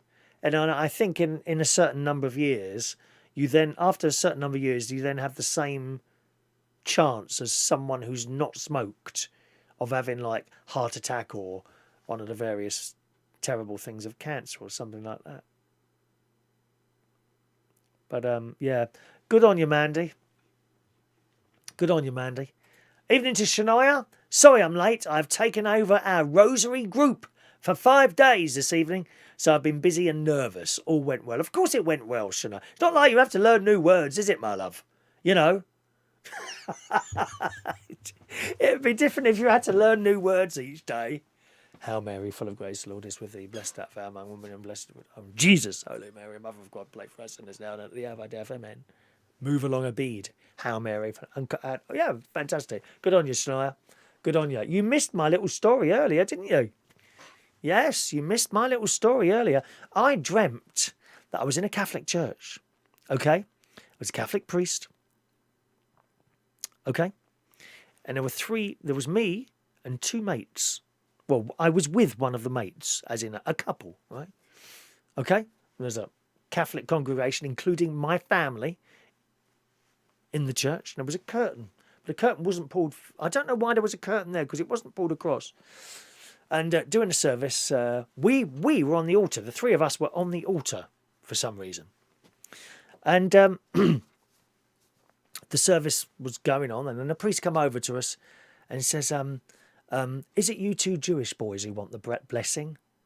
And 2 of them were Jewish, and it was me, Catholic. And I piped up, no, it's me and him. Okay. And he came over and gave us a blessing, right? Right, this priest. The congregation didn't really know what was going on. And he finished it all. And he winked at us like that. He said, all right? Yeah, thank you, Father. And off he went. It was a wonderful dream. It was a wonderful, wonderful dream. Isn't that lovely? Isn't that lovely? Because, of course, I was just telling the people, Shania, as you well know, Catholic weddings, gay weddings, you wouldn't have one of those in a Catholic church. Certainly not at the moment. In the future, don't know. But it doesn't bother me, it doesn't bother me. But it was a lovely dream, Shania. Thought I'd just share that with you, as you missed it earlier, because you're doing the rosary. Hail Mary, full of grace, the Lord is with thee. Blessed art Jesus, Holy Mary. Has anyone put that to a tune as a matter of interest? Like they did the Our Father. Our Father, who art in heaven. Or this one. Our Father, who art in heaven, hallowed be thy name. Has anyone ever done that with the Hail Mary? I don't think they have. Have they? Perhaps you know more? You know more, Shania? Perhaps you'll ask Phil. Bishop Pip. Ask him, see what he says. And when are you going for his job, by the way? He's going to lose that to you soon, isn't he, eh? Anyway, that's the subject of the old smoking there. Good Morning Britain, do you watch that? The only time it's been good, really, they had 2 girls on there.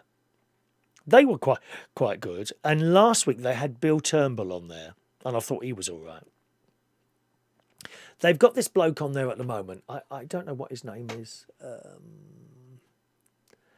Adil Ray. He's just horrendous. Adil Ray. You see, he's all right until he starts interviewing people. And then he thinks he's another Piers Morgan. He starts shouting and screaming. No, it doesn't work for you, mate. Just because you've seen someone else doing it, it doesn't mean you need to copy it and do it and it'll work for you, because it doesn't. At times I've seen stuff like this. People copying what someone else does, and it doesn't work. But they're not doing very well. I mean, I keep telling you how bland and boring old Charlie and Naga are on BBC Breakfast, but at least they got the viewers. Daily Mail. Good Morning Britain's ratings have plummeted to just 450,000 viewers on Tuesday morning show. Viewership, that's a new word, isn't it? Viewership for the ITV Breakfast show has been in steady decline since Piers Morgan quit back in March, after peaking at 1.9 million viewers. That's a long drop. That's a big drop. From 1.9 million to 450,000. Which sounds almost like my bank account, dear.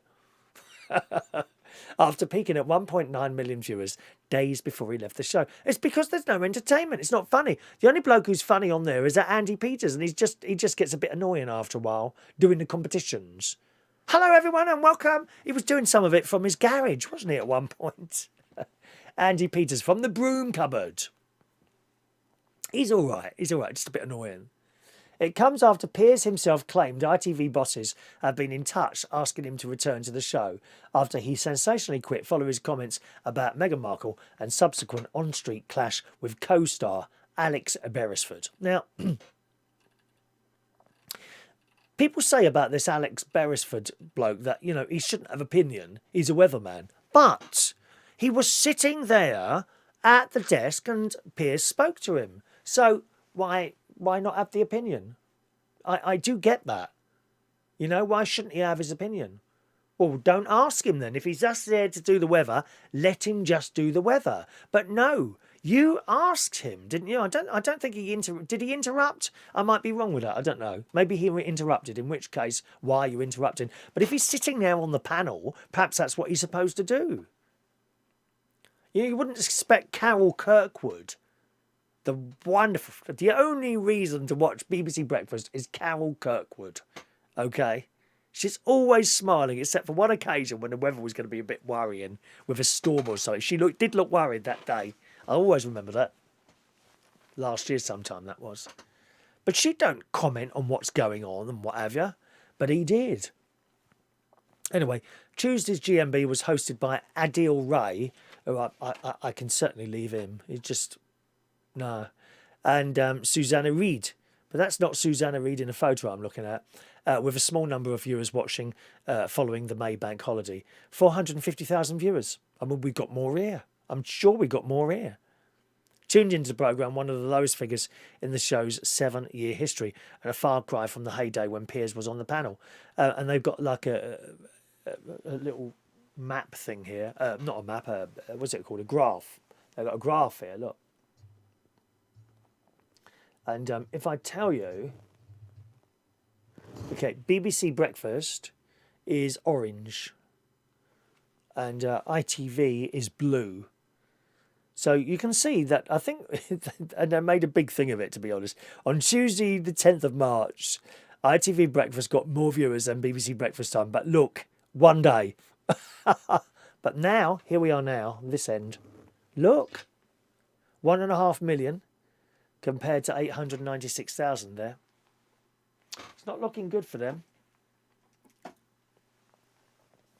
Following news that Piers had quit the first show following his exit saw ratings quickly take a hit with an average of 1.24 million viewers. With that, again, annoying Ben Shepherd. I've never rated him, really. Just fake. See, the thing is, with a Ben Shepherd thing, when he watches a quiz show and all that, you can see that fake smile. But he seems to be able to hold it for the time that programme's on. On the ITV Breakfast, they're on that long. Sometimes you look across to him and he looks as miserable as bleeding sin. As miserable as sin. Anyway, not looking good for it. Do you watch ITV Breakfast at all? Do you watch it? I don't know who else they want on there, really. I think they could do with someone funny. Danny Davis was saying Judge Rinder was going to be on there, but I think he might have been on doing a guest spot. I don't think he's got a job. It was Richard Madeley this morning, and again, I saw him and I turned off straight away. Went away and watched Alex Bellsfield. Watched a couple of videos from him, telling us how many viewers he's got and all that. Lovely. He's very funny, Alex Bellsfield, isn't he? I'm dying to know who this celebrity is that keeps trying to take him down. I'm dying to... When are we ever going to find that out? We just got to wait for it to go to court or something. How long does that take? Months, I suppose. Shania says, I always worry about doing 9 or 11 Hail Marys. Oh, I do that in bed, Shania. I don't think he bothers. As long as you do them, dear, he's not too worried about that, my love. Also, have added prayers at the end of Rosary. Oh, that won't be popular, Shania. That's like being at school and then getting a detention afterwards. They won't have you back doing that, my love. She's added prayers on.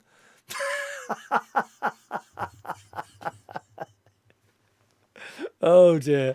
Hello to Andy, who says Adil Ray plays Mr. Khan in the BBC comedy series. I think he should keep to the comedy and give up the job to someone else.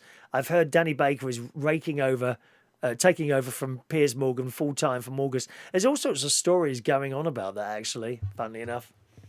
different people. As I say, I heard Judge Rinder. I heard Richard Madley. Is it Maddingley or Madley? You know, the drunk girl's husband. What's her name again? Judy Finnegan. You know, I think to be honest, those two have had their time really. I think maybe again, I keep mentioning him today. Alex Belsfield. He thinks the whole thing needs a complete revamp. Take it off and put something else on, completely different. He may be right. You know, I think it needs to be funnier, more people on there that don't need a script. Do you know what I mean? Where it can just flow naturally, rather than people reading words just from a TV screen or an auto cue. I don't know what's happened to telly in this blooming country. Awful. Hello to Tony King. Evening, Tony. Hi, Chris. The celebrity on Alex Belfield is Jeremy Vine. Sorry, I don't know what you mean there, Tony. Do you want to explain that a bit more? The celebrity on Alex Belfield is Jeremy Vine. What celebrity is this? Oh, sorry, I beg your pardon. I get what you're saying now. Yeah, I get you. It's Jeremy Vine trying to take him down, is it? Is it really? Why is that then?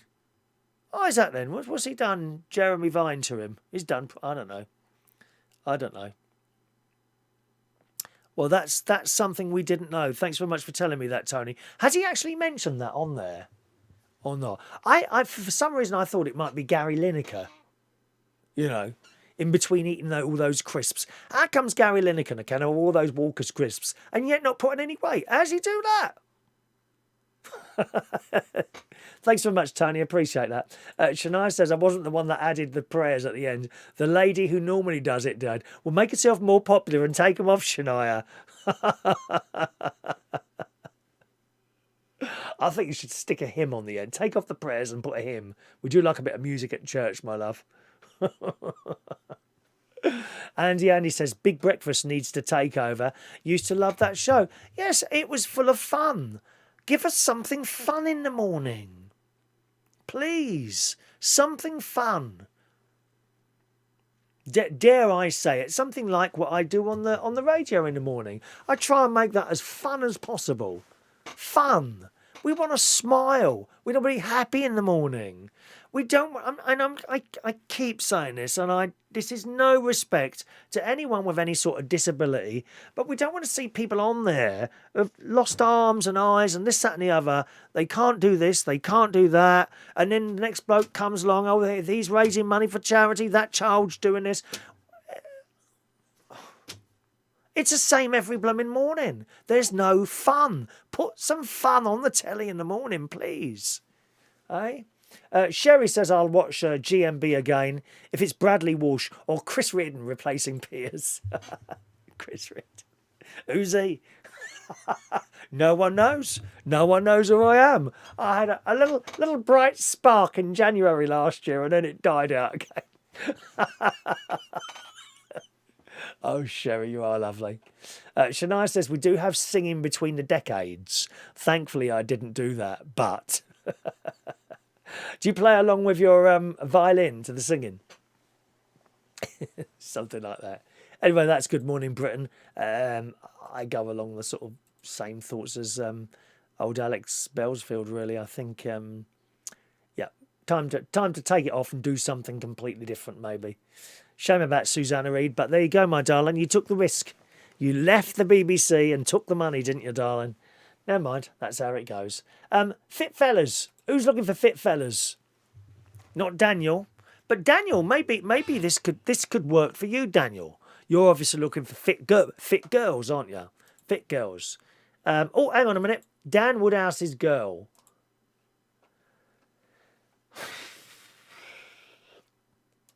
You can DJ at the wedding. I don't know if that's the sort of person for you, Daniel. I mean, I'll be honest. She looks a little bit like Tina, who's Mark Bowles' girlfriend. She doesn't look dissimilar to that sort of same sort of look. But I'm not sure that you could get someone like that, Daniel. No disrespect to you. I don't know. I think you've set your things a little bit too high. Your what's the word? Your priorities. Your Your standards. I think you might have set your standards a little bit too high there, Daniel. You know, I mean, I have as well, you know. I mean, what chance have I ever got to go with going out with someone like that there, eh? What chance have I got? Answer, 0, I think. 0. What can you do? All that money I wasted on paint and PlayStations and a telly for his little boy's bedroom. Had all the house decorated up. You know.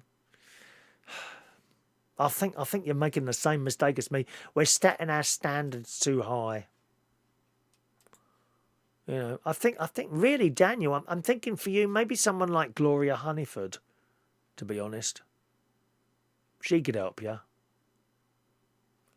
Anyway, thanks for sending that in anyway, Daniel. I do appreciate that. John sent a picture of Dave Courtney. Thank you very much. Who is Dave Courtney? Were we talking about him earlier? Mr. Parish, electrician, mechanic, BSc clerk of works. He always finishes his messages on that with all these things that he's done. Thank you. And what time did you send that in? 21:17. Sherry, take the phone off him, darling. It's way past his bedtime. He'll be wetting that bed again if you don't get him in there quickly. Anyway, here we go then. This is in the Metro. A woman broke lockdown for a second time by driving for 30 minutes to McDonald's. Months after breaching rules to... Was this from McDonald's? No. She went searching for fit fellas. I mean, maybe this is something I should do. Mark, what day do you go to McDonald's and what time and which branch, please? She went to McDonald's looking for fit fellas. Well, I've heard it all now. I mean, I've heard of nightclubs and places like that. McDonald's? She's 30. She was stopped by police on November the 12th last year after officers noticed a strong smell of cannabis coming from her black Mercedes, reports the Liverpool Echo. Well, you want to drive round Bleaton Shepherd's Bush Green, dear? Oh, dear. The time you've gone around that roundabout, you're as high as a kite. It's awful. Awful. It says at the time, lockdown rules dictated that people shouldn't be mixing with others outside their household. But officers found 2 male passengers in the car with Whelan, one of whom admitted that he had recently smoked cannabis. And they got caught. If you're sending a tip tonight, gang, anyone who wants to send a tip, there's my PayPal up there now. All right, my darlings, any tips that you might want to send? Officers found 2 male passengers in the car, one of whom admitted he'd been recently smoking cannabis in the car. You know, so if you're smoking this stuff in the car, all the windows are closed, I suppose. You'd all be as high as kites, wouldn't you? I don't know how it works. She lives 30 minutes from a drive away from McDonald's. Said it was because they wanted to visit McDonald's even though there's a branch of the fast food chain significantly closer to their home. 6 months earlier, she'd been stopped in Birkenhead during the first national lockdown, claiming she was there before Liverpool has loads of fit fellas, and that's why she was driving around trying to find some. I might try this myself. I mean, you don't seem to find them in the trawler's catch. Well, actually, you do. There was quite a few fit young fathers in there yesterday, I must say. PC Jude's statement, released as part of court documents, said, I asked Whelan if she lives with the males who were in the vehicle with her. Whelan replied, no, none of us live together. I advised her about the current lockdown, and she says, I'm not asked, issue me a fine. I tried to educate the lady, but when she was dismissive and just stated, just give me the fine.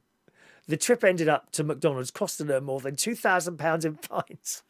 Just imagine all the Big Macs you could have with that. Her fine this time was significant more than the £339 penalty she was given for her first Fit Fellas trip. So maybe that's something you could try, Dan. Go to McDonald's and look for fit girls there. That might work for you, mightn't it? Eh? Is that working for you? Do you like swimming? Do you like swimming? Do you ever swim in rivers? Anything like that? There's a few people do it here. Down at Tattershaw Bridge. You can sort of walk down there and there's like a bit of a wooden thing you stand on. And people literally go in the river there. Not really for me. I've seen... I mean, I have done it in Australia. creeks, mainly creeks. And you see this waterfall coming down, and we've been in the water there. A bit cold, but it's nice, right?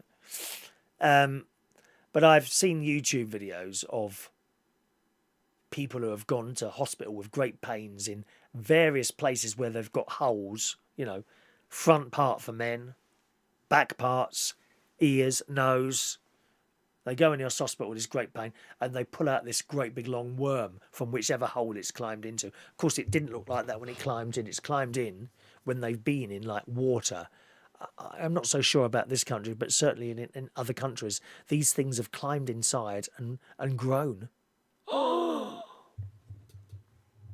And I've seen cats videos like that where a cat, they look like slugs. Maybe cats, they sniff around, don't they? Get a slug crawl into their nose and it has to be pulled out. And you think, oh, that poor cat.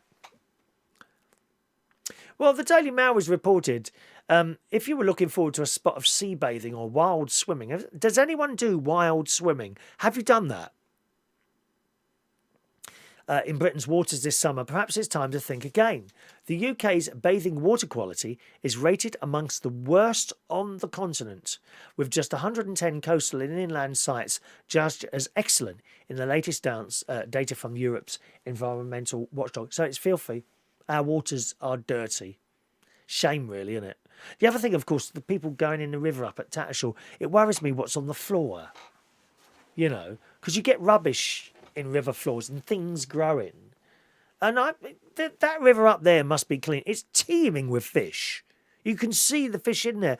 I don't know if I want to be in the water surrounded by loads of fish. What if they eat me? There might be piranha in there. I come out, I've lost a blooming leg. Britain was ranked last out of 31 countries. Gosh. With the I think the best bathing water, according to this, is 90 to 100. Finland, Denmark, well, we're not surprised, are we? Even Germany is quite high. Croatia, that's really good water. Greece is really good water. Not so good, Slovakia, Bulgaria, Poland. We're the worst. We're the worst. Filthy, dirty water we got. So there we are. The Environmental Agency advises against bathing in various places, including one in Somerset, you'll know, Mark, Burnham Jetty, North and Western Supermare, Somerset, Combe Martin, Ilfracombe, Widersmouth, Instone near Exmoor National Park, Clacton Groyne in Essex, don't go there, Scarborough, South Bay, North Yorkshire, Tynemouth, Cullercoats near Newcastle, and Werrytown in West Cornwall. All places that they reckon you shouldn't go swimming. So I don't think any of you do the wild swimming at all, do you? No one's messaged in about that, so I assume you don't. I wouldn't. Just stick to swimming pools. Just stick to swimming pools. I'm hoping to rejoin a swimming pool possibly next week in Wokingham. It's £53 a month, which isn't too bad, really. I think for that's the off. I think that's time. I think that's to just have the one time and you can go price and go anywhere. I would go, of course, straight after my radio show. I think my mate wants to join up there as well, so that'd be quite good. It's not a massive pool, but I was a member of it years ago. But there's something went wrong with the water in there, and it was always blooming. I mean, really cold, and so I cancelled my membership. But we'll see how that goes. All right. And talking of water,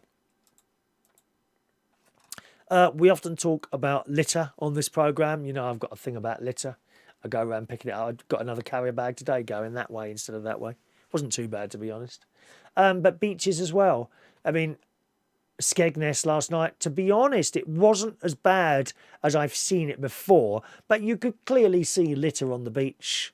People have left things on there that they haven't bothered picking up and that sort of thing. But it can be much more dangerous than just leaving a can or something like that. Broken bottles, horrendously dangerous, of course, on the beach. They really are. And we'll come to that story in a moment. George is on the line. Good evening, George.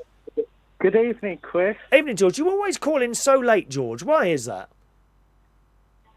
Because I'll try to get in after my nan's gone to sleep. Oh, okay. Yeah, she don't like you calling, does she, mate? No. Never mind. I'll always be your friend, George. Yes. Now, I think we went past where you stay at caravan. What's the name of the place again? Sycamore Farm. Sycamore Farm, yeah. So that's opposite Cherry Lee, isn't it? Basically, Yeah. yes. Yes. Basically, we can stand where Sycamore Farm and we can see Fancy Island. Oh, okay. Okay. Yeah.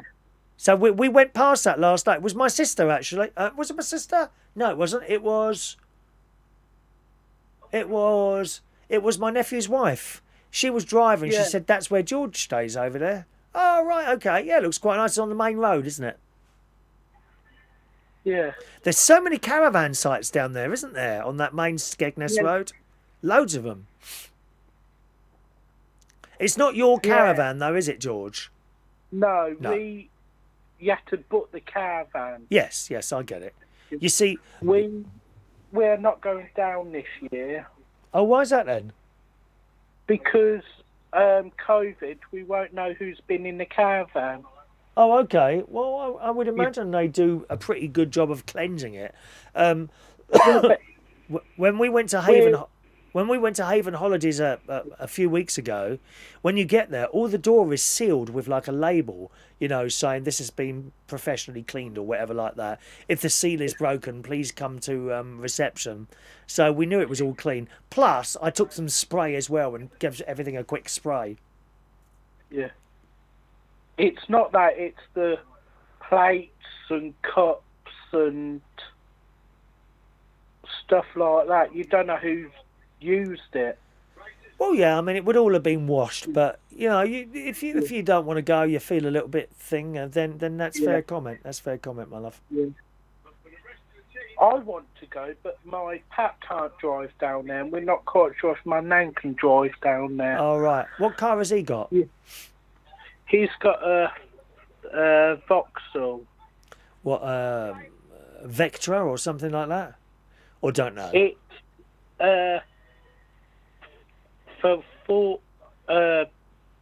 what's it called? Vauxhall Lander Cross. One of those new ones. Okay, I don't know the car really, to be honest. Yeah, I thought you was gonna surprise me then and say a Tesla Model X or something like that. Tesla. They're absolute useless. Oh, are they really? Yes. Why is that? Because the boot is not big as small as you can think of. Right. This is the Vauxhall, yes. Yeah. Right. And the gears are so hard to change. Are they? Yeah. And do you have a roof rack? Huh? Do you have a roof rack? No. I haven't got a roof rack. Okay. So where do you put all your stuff? You just have to keep it in the car, do you? Yeah. It's not... I can't hardly get my fishing stuff in there. Oh. It's that small. On your caravan site, do they have lakes where you can do fishing? Yeah, you walk outside your caravan, the lake's straight in front of you. Oh, how lovely. And how long, so you have your breakfast in the morning, would you go straight out to the lake then and set up? What we do is, I wake up early, fish until breakfast, and then carry on fishing again after breakfast. Right, lovely. And do you catch much stuff? You have to put it back in, do you? Yeah. Right. I've actually lost a rod before in there. You've lost a what? A rod. Oh. How'd you do that then?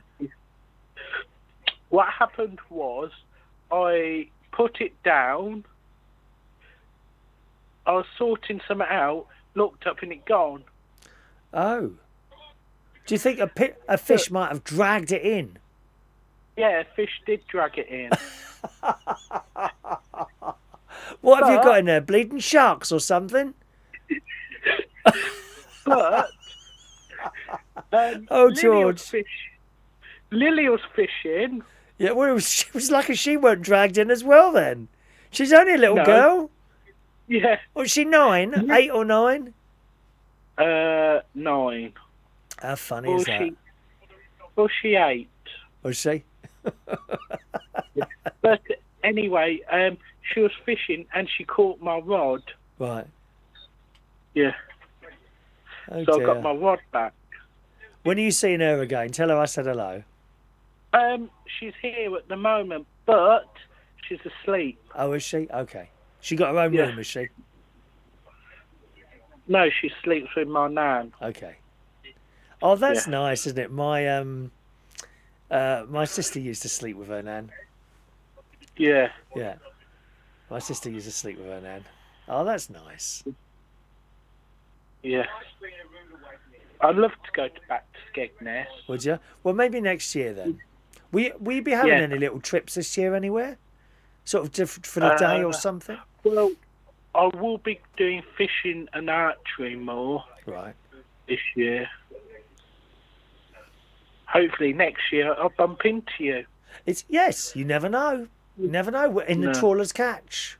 I'll get you some chips in the trawler's catch. Bring your nan as well. We'll have a little party. I'm sure she'll enjoy that. All right then, George. Yes. Thanks for calling in. Cheerio now. See Bye, ya. George. Bye now. There we are, our George calling in for us. His regular nightly call there, gang. Did we finish that story? We didn't, did we? We didn't finish the story there. Yeah, this is to do with something that was left on the beach. And great damage has been done to a little boy's foot. A young boy in the metro, a young boy suffered horrific injuries after walking on sand scorched by a discarded barbecue. This is what happens when people leave crap on the beach. Broken bottles, cans, they can get broken and then jagged edges waiting to stick into some poor little child's foot. This boy's only 10 years old. Was left wheelchair bound after the incident in Merseyside, which left him screaming in agony. Oh, you can just imagine it, didn't you? Joe, I wish I'd never read this story now. I'm going to finish shortly, but never mind. It left him screaming in agony and his foot looking like melted wax. Graphic images showed the state of the burns left his feet and legs in after stepping on the spot where his family, where his family had left the barbecue. They say hours earlier. Well, it can't have been hours earlier, can it? Either that or it wasn't out. His dad carried his son for 20 minutes to get him to the car from the beach and rushed him to hospital after a day out. He'd been out all day with his parents. They'd set up a disposable barbecue to make some sausage sandwiches once it had cooled. Toby said they moved it to one side far away from the children. Now he says he wants other parents to be aware of the dangers because no one there had told they could believe how hot the sand remained even hours after the fire had been put out. Now, it's not quite true to say that they left it as litter, is it? But you see what I mean. People would do that. People would leave, and there's some pictures. I won't show them to you. That poor little boy's foot is just. Oof. Although there's a picture of him there. Can I show this to you? No, children. No, probably not. There's a little picture of him there sitting with his he's got a walking frame, his little legs all done up with like bandages and all that, and he's sitting there on the back of the car smiling his head off. But then it shows you a picture of. I can show you his foot. Wow, look at this. This has come from sitting on a discarded barbecue. See, they didn't know that the sand would remain hot for so long. But the same thing could happen, and there are people who leave stuff on there. Look at that. That's that little boy's foot. He's only 10. I don't think I could be a nurse or something like that. I'd just end up crying when little kids come in with some sort of damage done to them. Poor boy. So there we are. All sorts of terrible things they find on the beach. And some, in all goodwill, they just moved it to the side thinking the sand will be all right in a moment. No, it stays hot for ages, doesn't it? All righty. Okay, gang, we'll leave it there. and disappear. Thanks ever so much for joining us. Our next chat show will be Sunday night. Sunday night at 8 o'clock on this channel is our next chat show, okay? Sunday night at 8 o'clock. I do hope you'll be able to join me. Tomorrow, I'll be on the radio tomorrow. There we are. Reach on air. 9 till... Let's have the one with the clock, shall we? There you go. Friday the 4th of June. That's tomorrow. Tomorrow's show, Friday the 4th of June, starts at 2 minutes past 9 in the morning. So I do hope you'll be able to join me tomorrow morning at reachonair.com.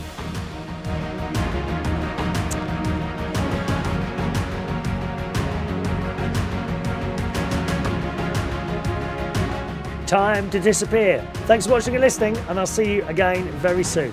Have a nice evening. Bye-bye now.